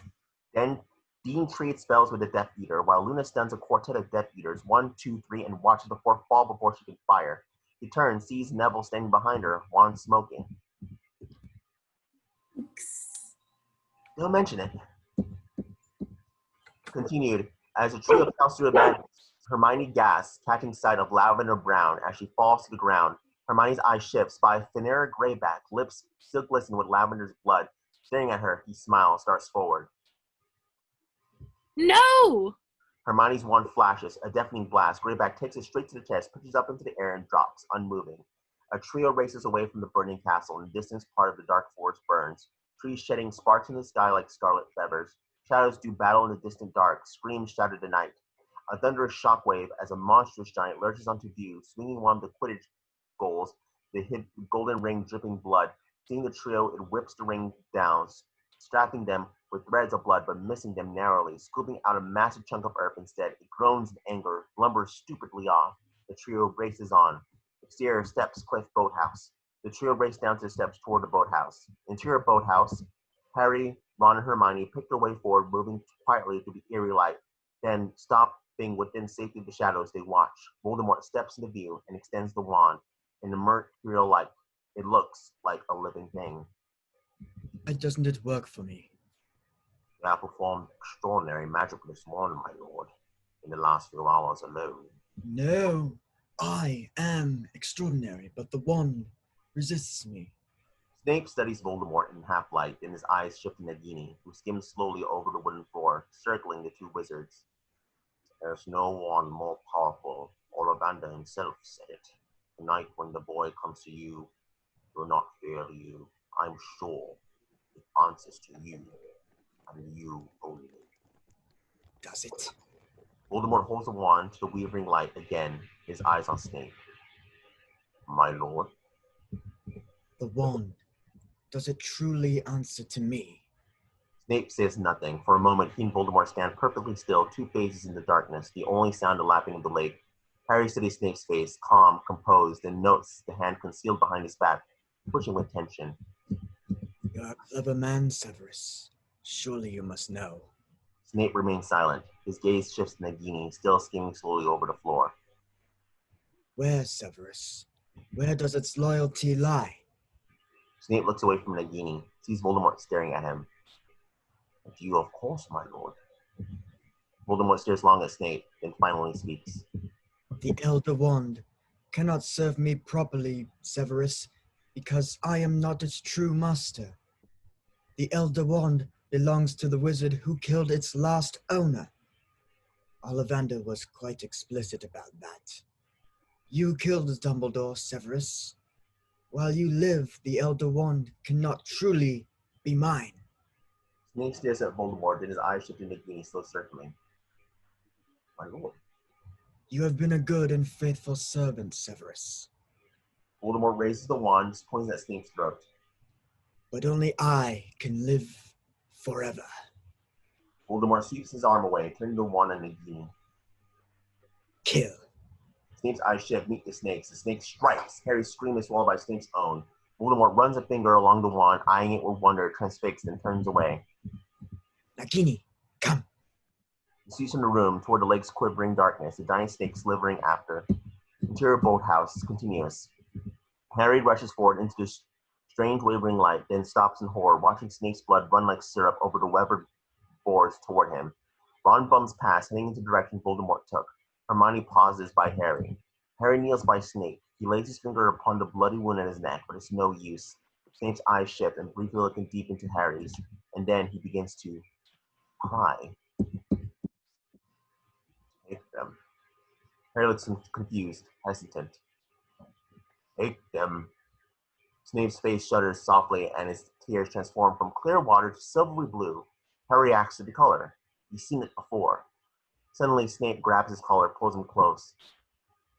Please. Snape holds Harry captive briefly, then drops back to the floor.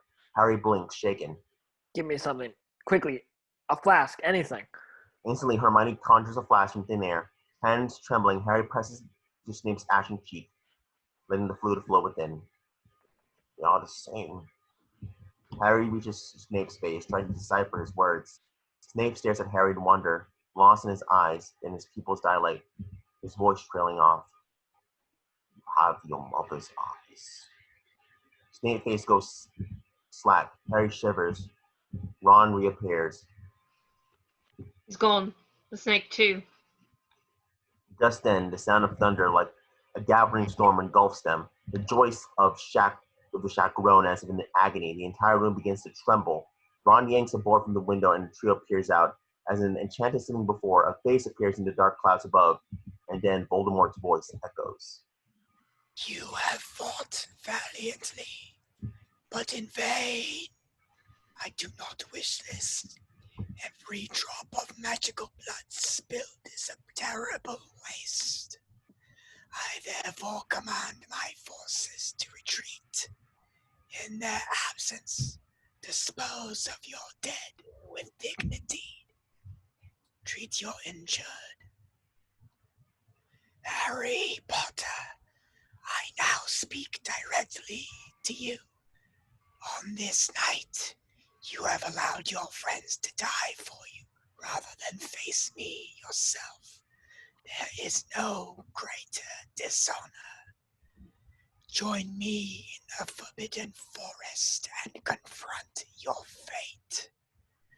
Should you do so, I give my word that no other life will be lost on this night. You have 1 hour. If at the end of that time you have not given yourself up, then I shall punish every last man, woman, and child who tries to conceal you from me. The doors tremble one last time, then the ambient sounds of the night return. The clouds separate, become just clouds. Ron yells. Never! Do you hear me? Never! Hermione places her hand on the nape of his neck, glances at Harry. He gazes down at Snape, still bloody on one last time, and then at the flask in his hand. Exterior Hogwarts grounds, smoke drifts from the battered castle. Exterior courtyard, same time. Deserted, the flagstones stained with blood, strewn with broken wands. The trio stands, looking. Where is everyone? Interior entrance hall. Tracking behind the trio, Ron walks ahead toward the Great Hall, puts his hands to the doors, pushes them open.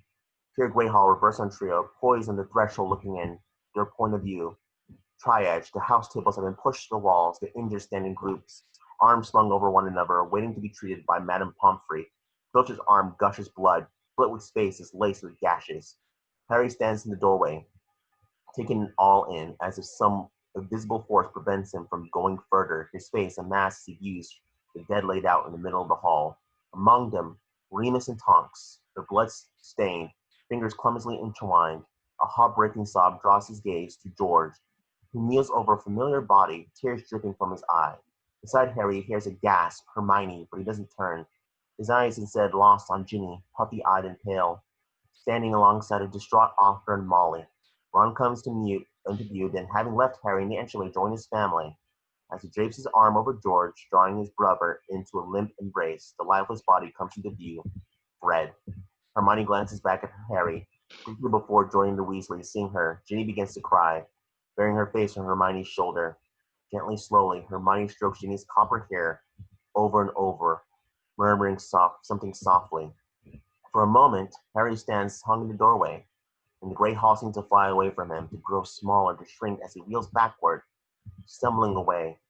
Interior headmaster's office, night. Harry flings open the cabinet, snatches the pen seat, and slams it onto Dumbledore's old desk. He pries the cork from the flask with his teeth, tips the silvery blue liquid into the basin. As the pen seat swirls, Harry looks up at the portraits of the past headmasters hanging above. All the frames are empty. Harry frowns, disturbed by this, but looks away and plunges his face into the basin, falling into exterior Godric's Hollow. Night.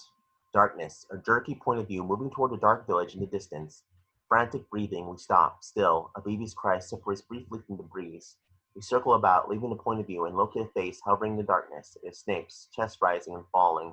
Stricken, concerned, we go to black. Lily. Then. Lily, come out of there, now! Fade in. Exterior weedy field. Lily Evans emerges from some brush, a flower upon her palm, opening and closing its petals like some bizarre oyster. Her sister Petunia stares and knocks the flower away. We're going home. Petunia takes Lily's arm, turns and stops. A skinny boy, young Snape, sits beneath a tree, watching them. Without a word, he opens his hand and a leaf flutters from his palm like a butterfly, circling Lily once, then drifting up and away. Lily smiles, charmed. Petunia eyes the boy fearfully, then pulls Lily away. The boy watches them go. As Lily glances back, we go to black. Fade in exterior Potter house. Godric's Hollow Night. Years pass. Snape moves to a dark garden, his face like stone. He eyes the door ahead, hanging from his hinges. He peers at the window above. The baby's cry rises again. His eyes glitter. He moves on, disappears inside. Lily and the boy lie together, staring up in the sky. She's jealous because she's older now and you're special. That's mean. It's true. You know so yourself. Snape turns his head, notices the frown knitted across Lily's brow. He peers back up, staring hard at the tree limb above. The leaves begin to tremble, then burst free, floating like a cloud of butterflies. Lily watches impassively and then slowly smiles, shifting her gaze to another branch. Seconds later, those leaves burst free, and the two floating vials pass back and forth, high overhead, merging briefly, then separating again and again. Lily laughs, a beautiful sound, and a hiss of a train engine is heard, the leaves turning weed. Exterior platform 93/4 morning, smoke drifting from the Hogwarts Express. Interior Hogwarts Express compartment.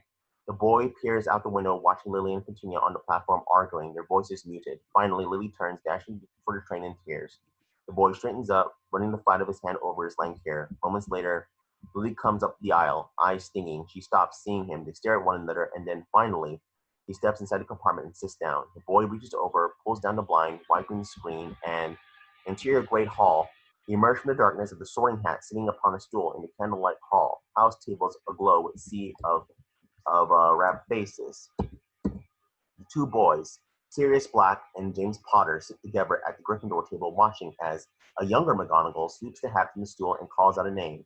James Potter watches Lily smile nervously at the boy next to her, Snape, then rise, make her way to the top of the hall. As McGonagall lowers the hat over Lily's brow, James watches intently, waiting. Finally, McGonagall speaks, and all those around. James cheer. He merely smiles, watching Lily approach. He gives Sirius a nudge to move over, making a space for Lily. As she takes her seat, she glances across the hall to the boy, who watches impressively as James reaches out his hand to introduce himself to Lily. We go to black. Interior Potter house, staircase, night.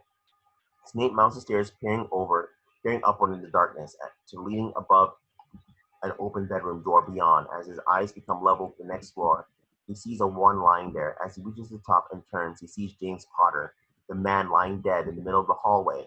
Exterior courtyard. Snowflakes fall like butterflies. Lily walks, hugging her books. As the boy harangues her, he looks driven by desperation, and perhaps because of it, says something too sharp. She looks up at him, eyes stinging with tears, then turns away. The boy starts to call after her, regret in his eyes, then sees James waiting on the other side of the courtyard. As she reaches him, they turn and together they exit the courtyard. The boy turns away, his own eyes stinging with tears, and closes his eyes, and all goes. Exterior hilltop, black dotted by stars, a windswept hilltop comes to view. Desolate, but for a few leafless trees, the adult Snape turns on the spot, breathing heavily, his expression haunted and cheerless as his gaze sweeps the darkness. The wind rises suddenly, and a jagged jet of white light stitches the night, sending Snape's wand flying and dropping him to his knees. No, you'll kill me. The snapping of Rose precedes Dumbledore as he apparates into view. That wasn't my intention. Snape stares fearfully at him. Stand up, Severus. I haven't much time. What message did you bring from Lord Voldemort this time? None. I come on my own account. I come with a request. Dumbledore's eyes flicker briefly with interest. He studies Snape's fearful face. Is this about the prophecy? Yes. How much did you relay? Only what I heard, but now he thinks it refers to her. The prophecy did not refer to a woman. It spoke of a boy born at the end of July. Yes, but he thinks it's her son. He intends to hunt them down now. He killed them.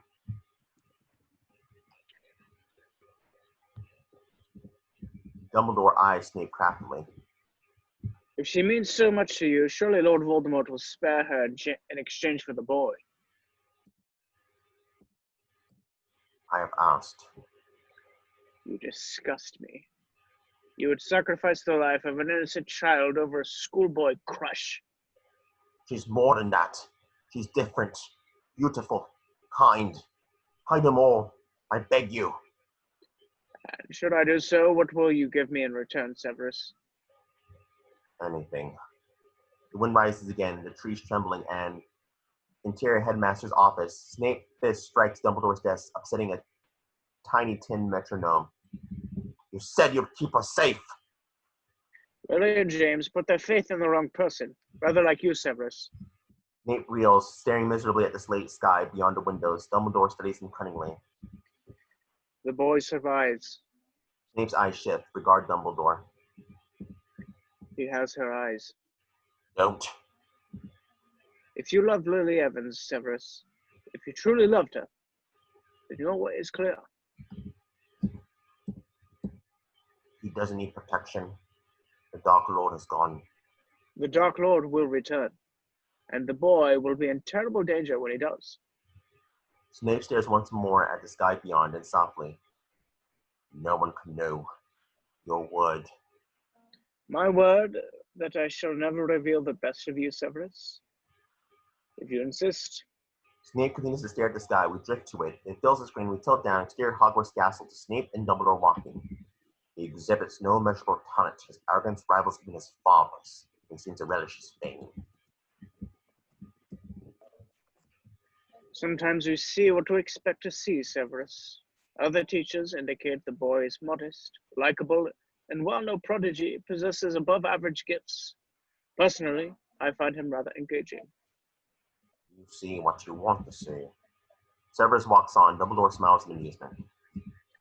Perhaps. Oh, Severus. Keep an eye on Professor Quirrell, won't you? Interior Headmaster's office tonight. A feverish, semi-conscious Dumbledore raises his left hand and tips a goblet of golden potion over his lips, while Snape ministers to his right hand with blackened. A ring lies upon the desk before them. Why did you put it on? Surely you realize it carried a curse. I was foolish, greedy. Drink the rest.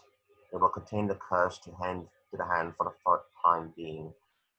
Dumbledore's eyes open, examines his damaged fingers. For the time being? It will spread. How long?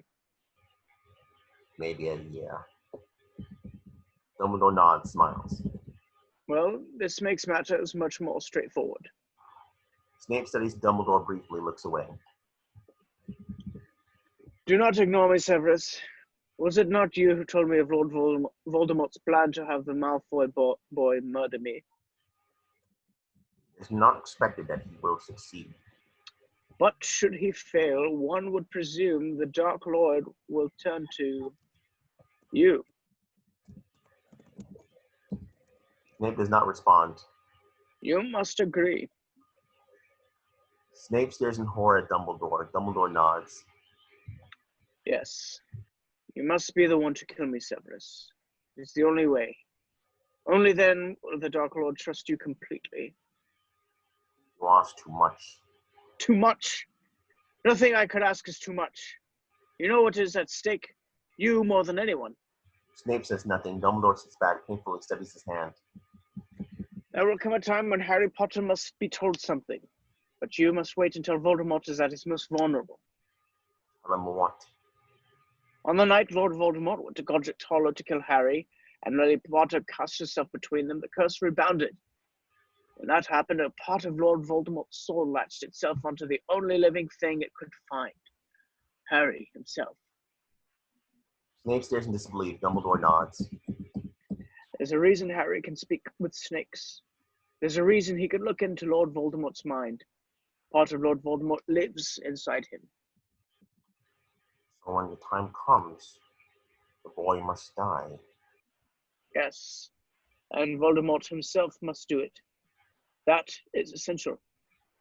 Snape nods, pondering all this. His voice is bitter. You kept him alive so that he could die at the proper moment. You've been raising him like a pig for slaughter. But this is touching, Severus. Don't tell me you've grown to care for the boy. Snape eyes Dumbledore fiercely, then, Expecto Patronum. A blast of light bursts from his wand, soars out the window, a silver doe. Lily, after all this time. Always. We go to black. Fade in. Interior Potter house bedroom. Night. In the foreground, a baby Filch is in his crib. We see Snape enter the room, glance at the baby, then toward the floor. He stands utterly still, and his face creases with pain. Lily lies in profile, eyes open but empty, staring toward the ceiling. Her chest is still. Snape leans down and, cradling her, begins to weep.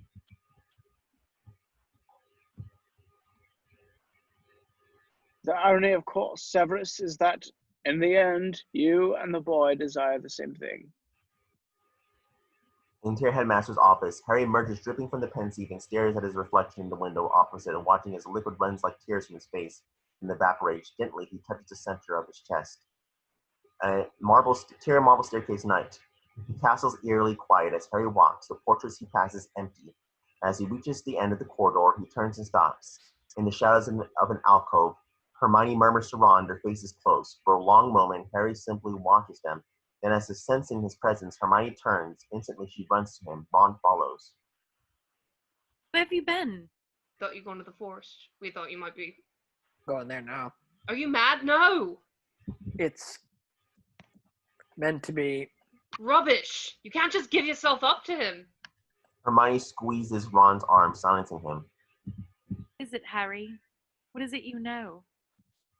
Ron studies her face and looks back to Harry. There's a reason I can hear them. The Horcruxes. Hermione begins to shake her head, not wanting to believe. Harry simply nods, touches the center of his chest. I think I've known for a while. I think you've known too. Hermione stands still, miserable. I'll go with you. I'll... She falters hopelessly as a single tear traces her cheek. Harry reaches out, wipes it away. Kill the snake.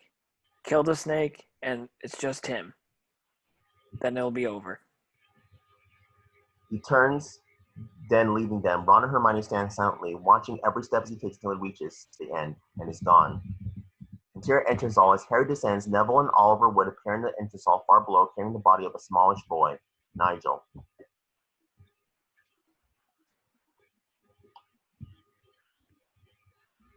I'll take it from here.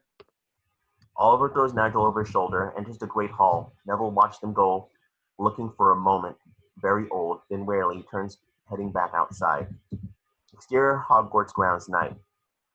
In the distance, shadows collect the dead, too occupied with their grim task to notice Harry. He stares straight ahead, just walking, until a voice tugs his ear. It's all right. We're going to get you inside. Ginny crouches over the tiny Ravenclaw girl who was crying. I kept calling. No one came. Don't worry. I won't leave you. I promise. Ginny strokes the sobbing girl's hair, her own face haunted by sorrow. Harry studies her, moved, then continues on. A moment later, Ginny turns, looks to the place where he was standing, but only finds darkness. Exterior, a forbidden forest night. Harry reaches the forest's edge, then further on, he can see the Dementors drifting within the trees. Harry starts to enter, then pauses, reaches to his pocket, and removes the snitch. Eyes the words etched upon it. I open at the close. Harry frowns and closes his eyes, brings the metal orb to his lips. His fingers tremble, then lowers his hand, watching as the metal shell falls away to reveal the resurrection stone. A jagged crack runs down its center. Along the lines representing the Elder Wand, the triangle and circle representing the cloak and stone are faintly visible. Harry stares at it, then closes his eyes and begins to roll the stone over in his hand.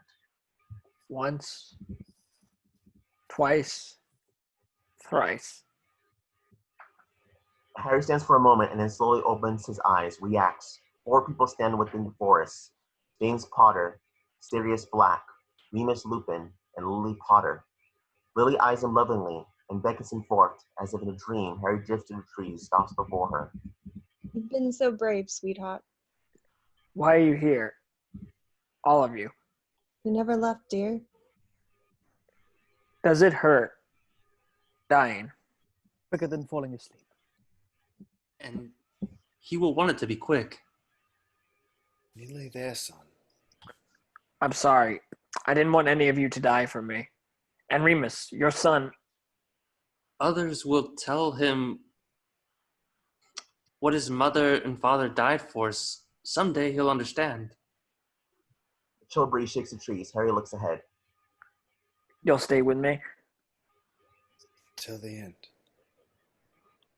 He won't be able to see you.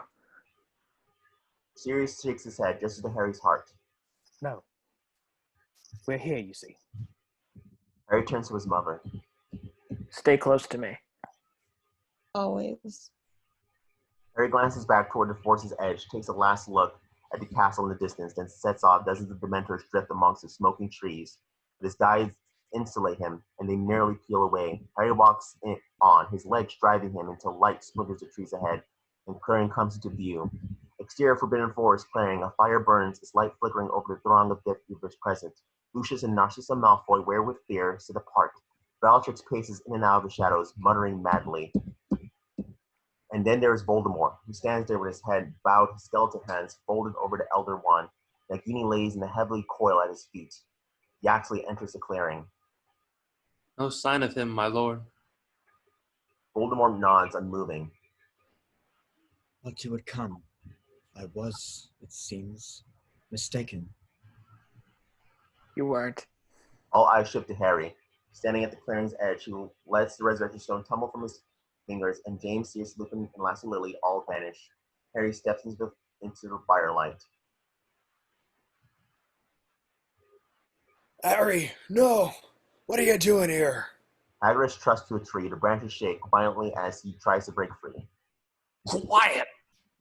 He flicks his wand and Hagrid's slumps go silent. A cackling laugh rises on the air, and Harry turns, sees Bellatrix glancing eagerly from Harry to Voldemort. Voldemort takes a step forward, and the flickering flames wash over his pale skin. He tilts his head to the side. A smile curls on his mouth. Harry Potter, the boy who lived, come to die. Nagini hisses behind her protective guard of Death Eaters. Harry's gaze shifts to her when Voldemort raises his wand. Scarlet flickers in the eyes, and a bolt of green light shudders the night, and all is gone.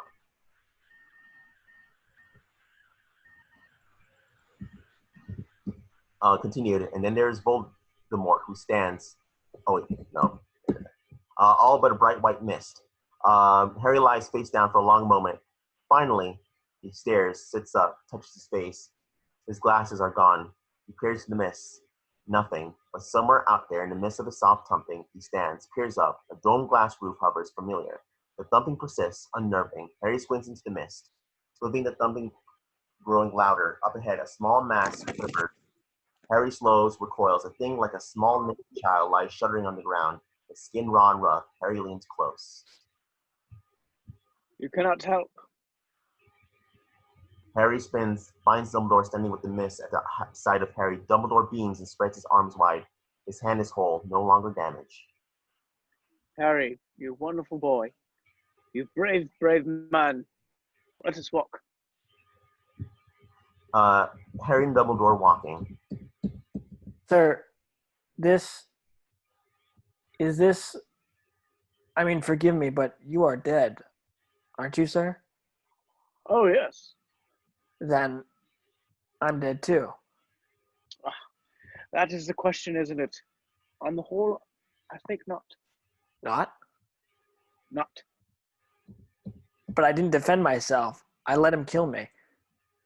And that will, I think, have made all the difference. I suspect you now realize that you and Voldemort have been connected by something other than fate since that night in Godric's Hollow all those years ago, Harry.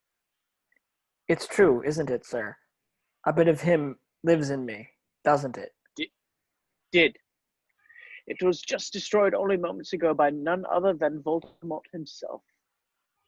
Harry places his fingers over his sternum. You are the seventh Horcrux, Harry. The Horcrux he never meant to make. And you knew this. That's why you were certain I wouldn't die. Certain? No. Little is certain in this world, Harry. Call it an educated guess. Dumbledore smiles. Harry ponders this, then deep in mist, the thumping returns. Professor, is that... something beyond either of our help? Harry ponders his surroundings. Exactly where are we, sir? I was going to ask you that. Where would you say that we are? It looks like King's Cross Station, only a lot cleaner, and without the trains. King's Cross? Is that right? Well, this is, as they say, your party. Harry looks perplexed by this, but Dumbledore only smiles. Sir, why didn't you just tell me about the Deathly Hallows? You'll have to forgive me, Harry. You see, I didn't trust you. Harry stares at him for the first time. Dumbledore looks troubled. I fear that you would make the same mistake I made, that you would be intoxicated by the power the Hallows promised their possessor. But I crave your pardon, Harry. It's clear to me now, as it should have been all along, that you are the better man. Sir. You are the worthy possessor of the Hallows, Harry, not me. I was fit to own the Elder Wand because I took it not for gain, but to save others from it. But I took the stone because I longed to recall someone who has long been at peace, and for that I paid with my life. You wanted to see Ariana again, didn't you, sir? Yes. Harry ponders this and frowns. I used the stone as well, sir, only a little while ago when I entered the forest.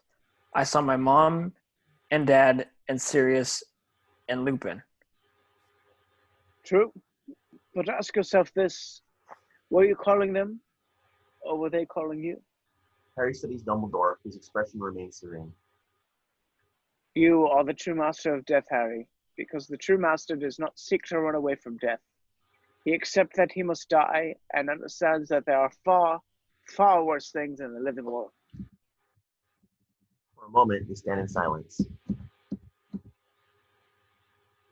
I've got to go back, haven't I? That is up to you. I've got a choice. Oh, yes. We are in King's Cross, you say? I think, should you decide, you would be able to, let's say, board a train. And where would it take me? On. Harry nods. Voldemort's got the Elder Wand. True. And the snake lives. Yes. And I have nothing to kill it with. Help will always be given at Hogwarts to those who ask for it. Harry glances at him. I have always prized my ability to turn a phrase.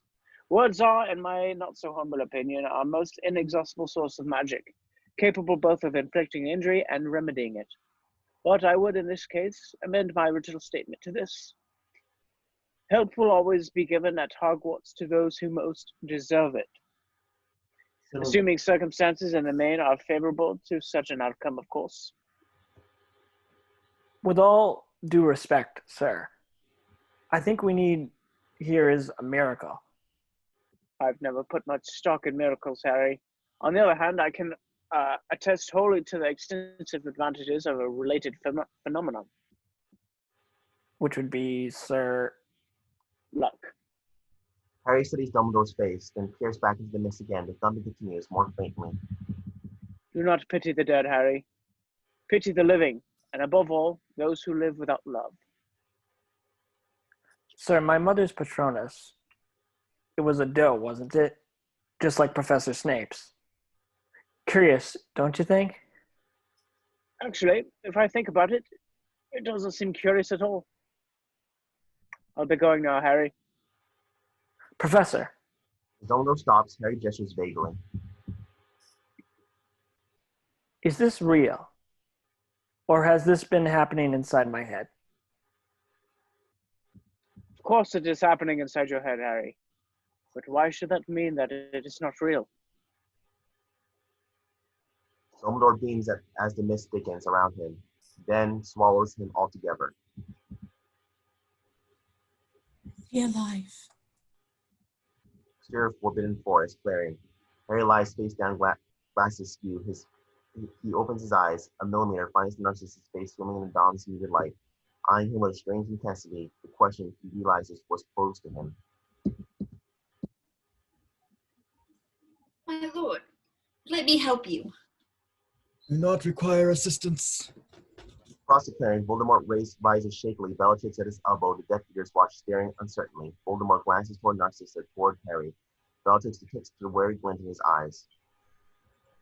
The boy. Is he dead? Harry's eyes shift, meet Narcissa's once again. Something in her expression, he closes his eyes. She places her fingers over his heart, whispers. Is he alive? Draco. Harry hesitates and then nods. So subtly, it's barely perceptible. Narcissa withdraws her hand, turns to where Bellatrix stands alongside Voldemort, nods. Death Eater's chair. Hagrid howls in misery. The news seems to rejuvenate Voldemort. A fierce glint returns to his eyes. His stature grows. He eyes the Elder Wand and smiles. Exterior courtyard, night. Neville, battle-scarred and wary, perches atop a fallen statue in the chill morning air. Reaching into his pocket, he removes his wand, holds it into light, and watches the tip drop like the head of a drowsy child. Broken, he tosses it away. Neville kicks through the rubble. One could reconstruct the history of Hogwarts from the detritus before him. Spellbooks, trophies, potion boxes, but Neville's expression remains stoic, unsentimental. He's seen too much in the last 12 hours.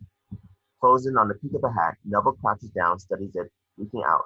He wiggles it free, slaps it against his thigh to chase the dust. It's a sorting hat. He ponders it, regarding the ragged surface, singed and torn, then pops it on his head, a beaten gesture. Again, his face remains blank. He squints, staring vaguely into the distance as his gaze falls on the bridge. He stops. An odd procession approaches. Hagrid lurches forward awkwardly, clutching a boy in his arms. Ropes extending in 3 directions from his neck as a trio of Death Eaters, one in front, two behind, jerk him along like a fettered beast. From Hagrid, Neville's gaze drifts to Bellatrix and Narcissa, and then to Voldemort himself, dark, fierce, before settling on the most unnerving sight, a giant winged Snape. Suddenly, a whisper fills Neville's ears. Don't despair, Longbottom. I put you in Gryffindor for good reason. Had coughs, then raining dust over Neville's brow, and he whips it off, studies it warily. Who's that? Neville turns, sees that Ginny has come out into the broken steps and is staring at the procession. Hagrid's carrying... Neville just stares mute, her eyes shift then to him, and then he sees her glistening faintly. Her voice, when she speaks nearly, gets lost in the morning breeze. Neville, who is that? Before he can answer, others begin to spill out of the castle. Luna and Seamus, Cho, Arthur Weasley, Ron and Hermione emerge and see the procession. No, Hermione draws a sharp breath, and something about it, the unadulterated sense of loss contained within it, causes those around her to look and know as well. What's going on here, Neville? Neville starts to speak, but falters, and then simply because he can't bear to look at Ginny's face and the faces of the others looking to him for anything, he turns his gaze to the hat dangling in his hand, and as he does, something glints within as he stares. Exterior by the procession, Voldemort and the others moving with them as they draw near. Voldemort surveys the ruins of the castle, and beneath the posture of the throng, stumbled upon his steps, he smiles faintly with cruel satisfaction. Behold, Nagini, our work is done. Exterior courtyard continues action. Ron, Hermione, and Ginny and the others stand silently as the procession comes to a halt before them. All eyes adrift to Hagrid and what lays in his arms. No! No! Ginny's primal cry echoes over the grounds as she rushes towards Voldemort, but Arthur steps between and wraps his daughter in his arms, letting her struggle briefly before pulling her tighter, closer, safer. Silence! Voldemort points his wand to the sky with wrath. Stupid girl. You cry for that. Voldemort gestures to the body lying still in Hagrid's arms. Tell me, these last few hours, as you collected the dead and tended your wounded, was he by your side? Voldemort surveys the throng who stand mute. He nods as if their sounds were answer enough. While your hands ran dark with the blood of mothers and sons, fathers and daughters, brothers and sisters, his were clasped in prayer. But it was a prayer for one and one only. While you battled courageously until you could no longer will yourself to stand, he had long since fallen to his knees. While you cursed me until your voices grew ragged, he begged me for mercy in a voice as meek as a child's. Voldemort's eyes narrow. So do not cry for that. He's not worthy of your tears. And do not despair of his betrayal. You were never in his heart. Not for one single solitary beat. Liar! Voldemort flicks his wand and Ron drops to his knees, grimacing in pain. Voldemort gestures to him. Did you not hear me? Harry Potter is dead! From this day forward, you put your faith in me or suffer the consequences. Harry Potter is dead! Nagini hisses madly as Voldemort, looking for a touch, mad himself, rakes his eyes over the students and staff. And now is the time to declare yourself. There's a nervous murmur among the crowd. Draco looks up, sees his father summon him Orf, with a short nod, he hesitates. Lucius smiles thinly. Draco, don't be stupid. Draco. Her tone is quiet but absolute. Draco looks into her eyes, then ducks his head and steps forward, avoiding the baleful glances directed his way as he crosses the gulf between factions. Ron mutters poisonously as he passes. You saved your life. Draco falters briefly, stung, then joins his mother. He hands him a wand, Harry's wand. He stares at it bleakly. Well done, Draco. Who will be next? Come now. Don't be shy. The traveler face is wary but resolved, eyes burning with defiance, then land on Neville, chin on chest, gaze to the ground. As the sorting hat rocks gently in his hand, something glints within again, and a quivering parabola of reflected light dances above his brow. He steps forward. Stunned, the others watch Neville, blackened with stoop, sorting hat in hand, limp to a halt in front of Voldemort, who regards him with amusement. Well, I must say I'd hoped for better. Is this truly the best Hogwarts has to offer? Death Eaters laugh. Bellatrix grins in cruel amusement. Who might you be, young man? Neville Longbottom. Well, welcome, Neville. I'm sure we can find a place for you in our ranks. Someone has to do the washing. Death Eaters roar. Now, Bellatrix, let's not underestimate our young friend. By stepping forward, he lives to see another day. Voldemort's eyes shift regards those standing before him. The implication of this statement is not lost on them. I'd like to say something. Voldemort's brow furrows vaguely as he studies Neville. Harry, as his eyelids separate ever so slightly, Harry's POV of Neville, he studies his face. When the curious reflection quivers once again, Harry watches it dance briefly across Neville's cheek before vanishing. Harry's gaze shifts from Sorting Hat in Neville's hand and shifts again to Nagini. Back to Steve. Very well, Neville. I'm sure we'd all be fascinated to hear what you have to say. Neville turns to the others, their wary faces regarding him with confusion and suspicion. Doesn't matter that Harry is gone. A troubled murmur ripples through this crowd. Stand down, Neville! Seamus tries to push forward, but Ron grips his arm, pulls him back, though not happily. People die every day. Friends? Family? Yeah. We lost Harry tonight. He's still with us. Here. So is Fred, and Remus, Tonks, and all of them. He didn't die in vain. But you will.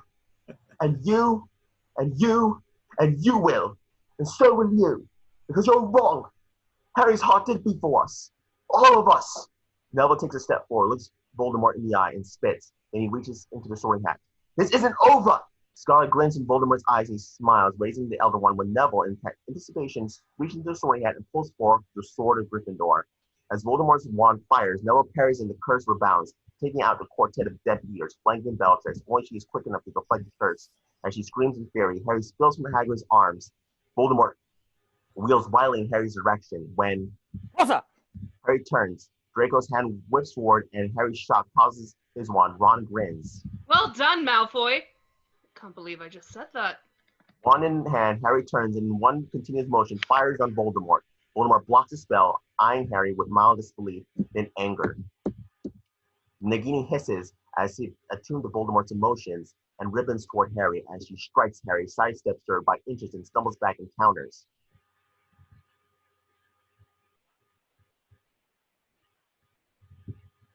Flames run the length of Nagini with no effect, then climb the back of the nearby Death Eater and consume him. Enraged that Harry has attacked Nagini, Voldemort fires a volley of curses. Harry parries the first, then falls back into a cloister. The stonework explodes all around him, shooting 3 ragged holes. He pelts away. Interior exterior courtyard. As Harry arrives at the doors to the Great Hall, he finds Ron and Hermione there. The snake. We've got to kill the snake. Neville, only a few yards off, sword in hand, overhears his eyes shift to Voldemort and Nagini. Harry, look out! Harry wheels, sees Voldemort drawing a bead on him. As Harry begins to raise his wand, Neville steps between, brandishing the sword. As Voldemort's wand blazes and Neville's world explodes, taking the full blunt of it all, Neville grimaces, watching as Voldemort's spell, like a current electricity, raises up the sword's blade to the hilt and pitches off his feet and feet back into the Great Hall. Harry exchanges a glance with Ron and Hermione. Their faces is all. No one could have survived that. The entrance of the hall explodes with counterfire as members of the Order, students, and staff return fire.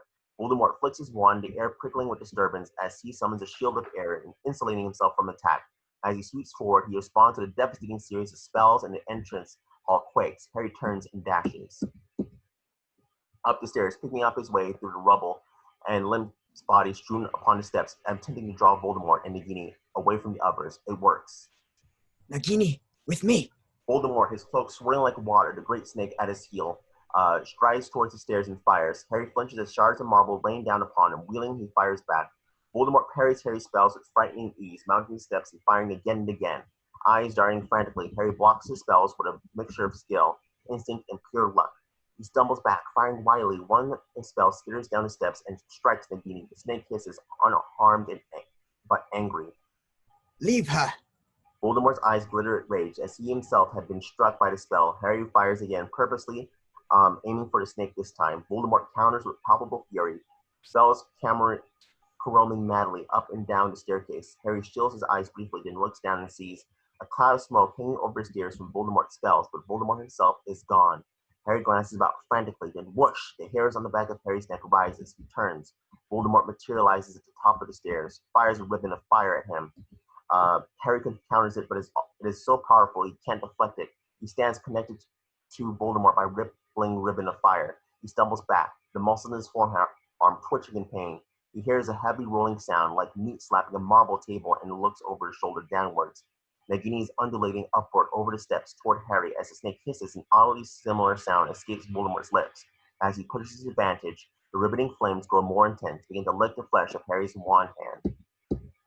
Harry glances once more at Nagini, who draws closer, then back at Voldemort, who stares fiercely at Harry, willing the flames down the ribbon of light toward Harry. Harry winces as the flames singe the hair on his knuckles, and summoning every bit of strength he's got. Harry breaks the spell, staggering away as the ribbon of light shoots upward and the ceiling above gives away, raining debris onto Nagini.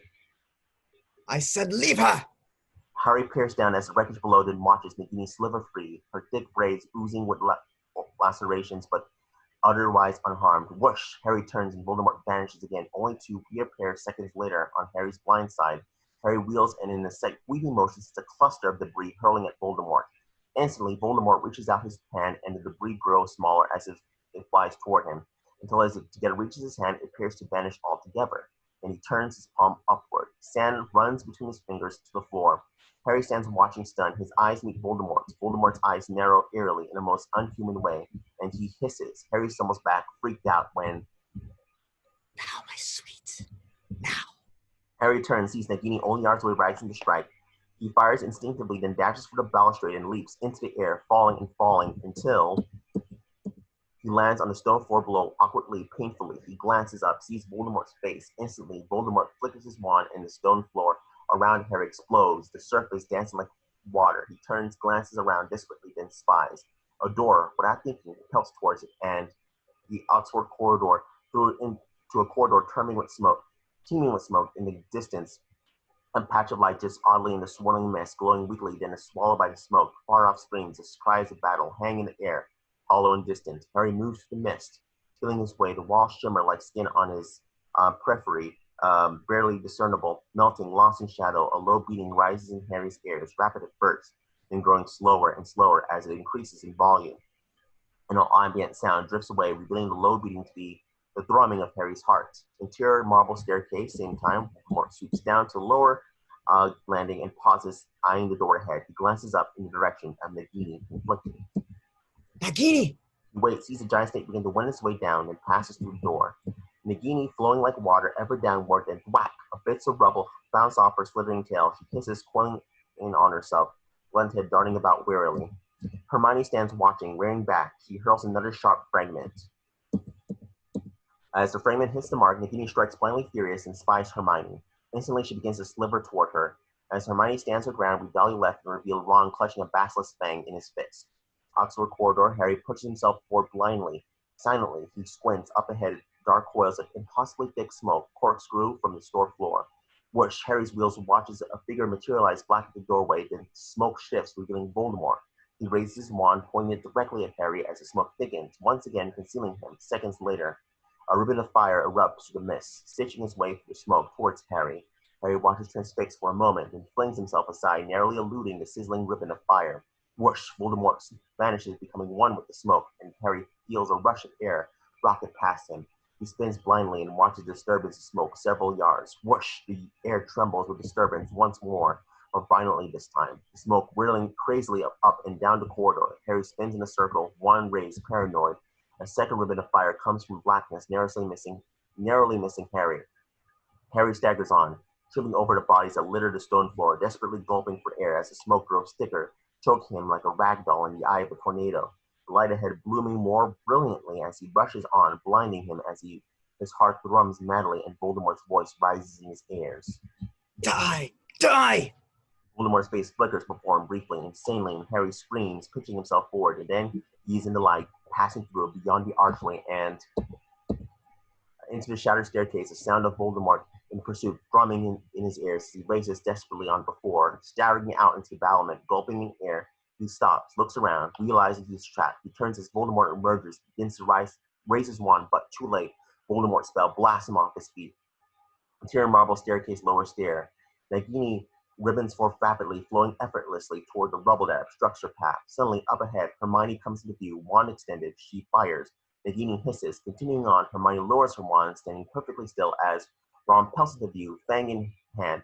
He lifts the tusk when Nagini spies him and wicked fast uncoils her tail, knocking the fang from his hand. He watches it clatter down the stone steps, then looks back at the great snake. It begins to move toward him. Battlements. As Harry climbs to his feet, Voldemort sends a ribbon of dark matter snaking through the air. Harry blocks it, deflecting it downward, where it explodes violently. As the walkway beneath his feet gives away, Harry drops just as another of Voldemort's spells sails over his head, and Harry drops to a walkway below. Harry glances up, sees Voldemort's shadow begin to move forward. He glances around and dashes for a doorway ahead. He is almost there when whoosh, tendrils of fabric encircle his ankle, arm, and neck and spin him around. Harry looks. Voldemort stands upon the walkway, cloak swirling madly as the hem unravels and cloth fibers slipper across the walkway and up Harry's body. Before Harry can react, Voldemort flicks his wand and snaps the cloth tight, wheeling Harry toward him. Why do you live? As Voldemort's face looms close, eyeing Harry like a curious specimen, Harry looks up. Because I have something worth living for. Angrily, Voldemort poisons the Elder Wand over Harry's scar. The flesh there begins to color it blood, the lightning bolt turning white as ice, and then Voldemort's hand begins to tremble. He stares at the wand and watches in horror as a crack appears and begins to expand along its length. For a moment, he only stares as if betrayed. Harry looks too, mind racing. The tendrils encircling him begin to fray, loosening their grip on him ever so slightly. He wiggles his hand free and lashes out, striking Voldemort across the cheek. Voldemort's eyes shift, glaring at Harry when he looks down, watches a drop of blood strike the fabric encircling Harry's wrist. He reaches up, fingers his cheek, blood. Instantly, Harry steps back. Bingo. Tendrils of fabric burst into flames. Voldemort falls back, and with his fractured wand slices the burning ribbons. As they turn to ash, Harry stumbles back, and Voldemort picks him up and hurls him into a wall. As he rises, Voldemort fires again. Interior Great Hall. A pair of eyes open, blink. Blurry point of view. Shadows streak across our plane of view like warriors in an ancient shadow play. Sound surfaces slowly ollie as if our eardrums were numb and swollen and gradually returning to normal. We return to the eyes, unblinking, slowly drifting into their sockets, taking in the sound and fury that dances across the irises. We pull back and reveal Neville, bruised but unbowed. In an instant, it all comes clear to him and us, that the hall is full of wizards, fighting. Something glimmers in Neville's periphery, the sword of Gryffindor. Bellatrix laughs madly. She stands upon a table, wand in hand, spraying the room with spells. As she pivots, a one bolt just misses Ginny. Not my daughter, you bitch! Mrs. Weasley pitches her cloak, wand raised. Bellatrix roars with laughter at sight of her. Come on, Granny. Give us your best.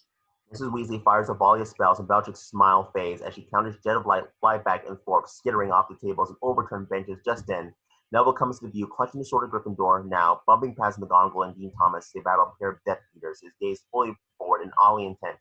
As Mrs. Weasley parries a ferocious blast from Bellatrix, George, Bill, and Mr. Weasley leap into the breach, raise their wands. Back off, boys, she's mine. You will never touch my children again. Be thankful we only took one. Besides, it's not like you don't have a spare. As Bellatrix grins, a massive green bolt of light spits from Mrs. Weasley's wand, striking Bellatrix directly in the sternum. Bellatrix smiles curdles, and she topples to the floor, still. A blood-chilling scream fills the air. Interior marble staircase. Nagini drives forward angrily as Ron dashes away. Seconds later, Hermione comes to the frame, running alongside. Hermione! Yes? I need to tell you something! She glances at him, then looks straight ahead, still running. I don't want you to say anything you wouldn't say if we weren't about to be killed by a giant snake. It'll just ruin it. Ron starts to respond, and says nothing. Exterior battlements. Harry rises and Voldemort fires again, but Harry simply rises again, fierce. Voldemort steps forward and points the wand only inches from Harry's forehead. Seeing Harry glances behind, his vision spinning. Nothing is behind them, only a void behind the blasted battlement, only the sky and a great fall. He turns back to Voldemort. You were right. Voldemort's eyes glitter curiously. Harry's eyes shift to the wand in Voldemort's hand. When you told Professor Snape it was following you, it was failing you. It will always fail you. It belongs to me. I killed Snape. But what if the wand never belonged to him? But what if the wand's allegiance was to someone else? Voldemort stares at him, confused, and suddenly, in this moment, it is Harry, beaten and bloody, who seems in control. He smiles and presses even closer, his voice quiet, vaguely taunting. Come on, Tom. Let's end this. Let's end the way we started it. Harry grabs Voldemort's cloak in both hands. Together. And then he falls back, leaving them both into the void. Hermione and Ron, in the marble staircase, Harry and Ron dash down the stairs. Nagini closes on them, and then suddenly Nagini hisses madly, twisting crazily on the steps, tail snapping back and forth, shattering stairs and walls. What's the matter with her? Exterior castle face, Harry and Voldemort plummet, twisting crazily when suddenly a crack fills the sky and they apparate into plume. Harry and Voldemort entwine, morphing monstrously in and out of one another, a single screaming beast 1 minute, adversaries the next, hurtling downward toward the courtyard below. Marble staircase, Hermione and Ron watch Nagini thrash as rubble rains down and they begin to run for the Great Hall, scaring Flitwick and Hagrid, who battle a pair of Death Eaters on the stairs. Further up the marble stairs, Professor Trelawney raises up her wand, draws a bead on a Death Eater, and with a forceful flick sends him flying through the air. Seamus regards her with amazement. I told you there's more to me than incense and tea leaves, Mr. Finnegan. Courtyard, the fighting wizards stop, peer upward at the plume above as it streaks toward the ground. Another crack fills the sky, and Harry and Voldemort burst apart as they meet the ground, rolling onto their feet, facing one another across the courtyard. Chest heaving, they stare at one another, then Voldemort's eyes shift. Harry follows his gaze and watches the Elder One roll to arrest. I told you, it's useless to you. Just then, Ron and Hermione burst into view, followed by Nagini.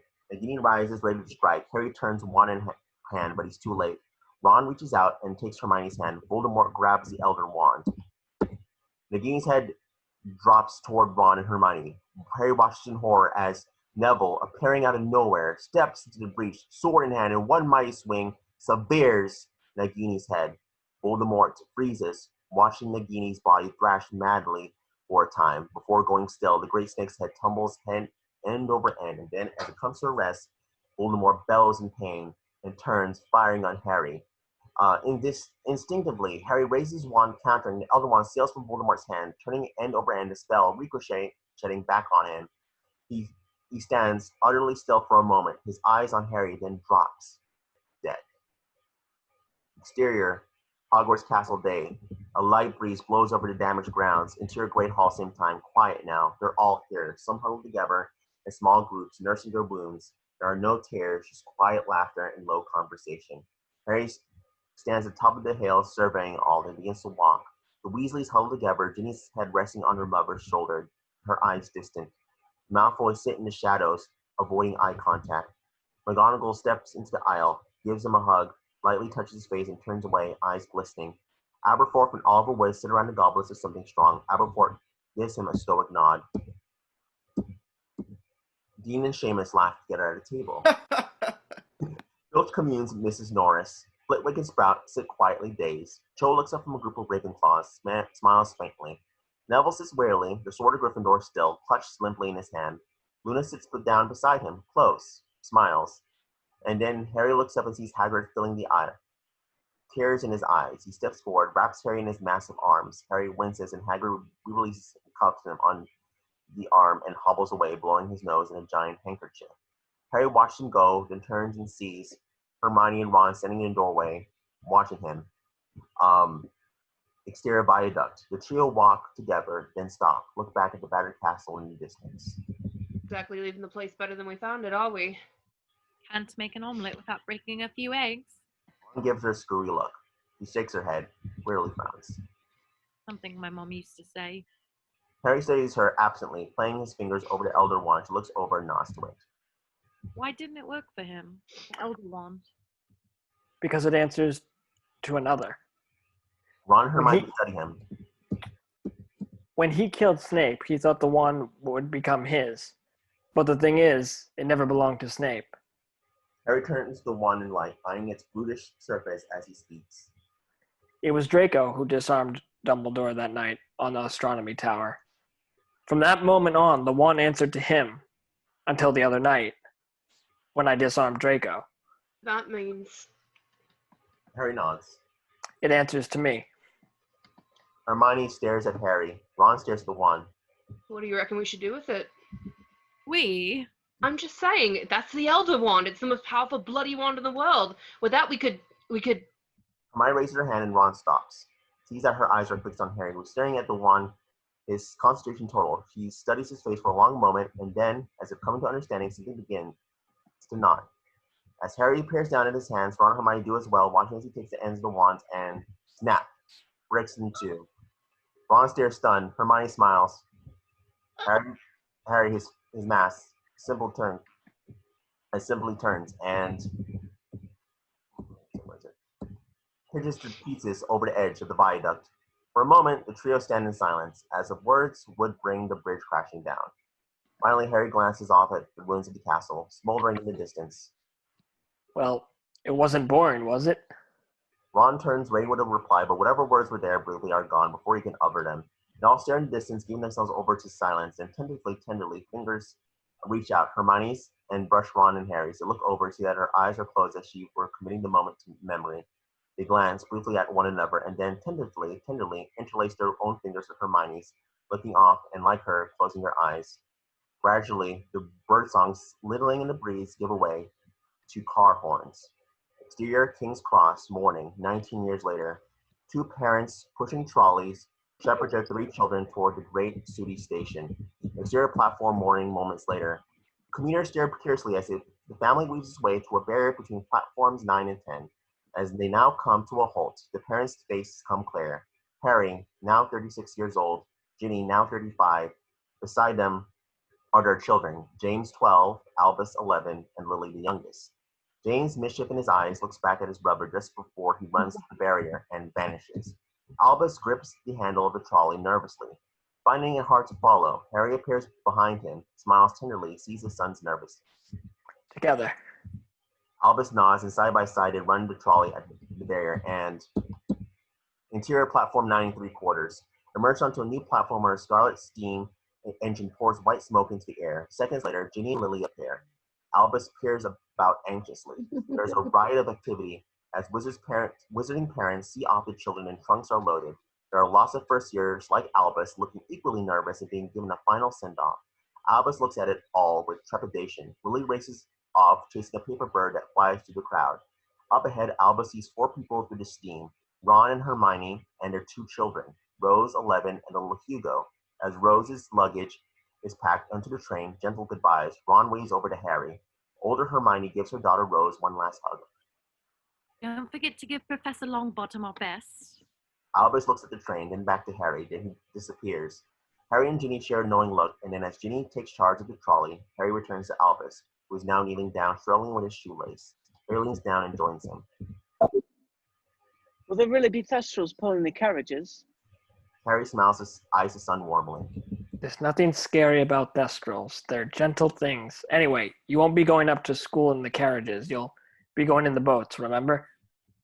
Albus nods, looks down. Dad? Yes? What if I'm put in Slytherin? Harry studies his song long and hard, leans close. Albus Severus Potter. You were named after 2 headmasters of Hogwarts. One of them was a Slytherin, and he was probably the bravest man I ever knew. Albus nods, thinks for a moment, and frowns. But just say I am. Then Slytherin House will have gained a wonderful wizard. But listen, if it means so much to you, you can choose Gryffindor. The Sorting Hat takes your choice into account. Really? Really. The train whistle blows and Albus's eyes go wide. Ready? Ready. We stand considered each for a moment, and Harry leans over and gives his son a big hug. Albus settles into a seat opposite Rose, looks around him. A chocolate frog jumps up the window. A Weasley firework runs down the train corridor beyond. This is going to be quite a journey. Albus smiles and looks out to his dad, raises a hand to wave, and the trains also start. Harry, Ginny, Ron, and Hermione watch with affection. Lily looks like all she wants to do is jump on the train and leave with it. The train heads off. We slowly move into Harry. As he waves, pride and more than a little nostalgia clear in his face. As the train slips away, fade to black, the end.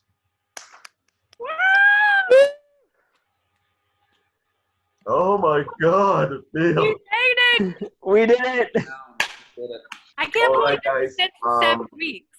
I want to thank you all, the watchers who have been watching all these Harry Potter table readings. Thank you for joining us for all 8 of these movies. It was such a fun ride. It was such a blast.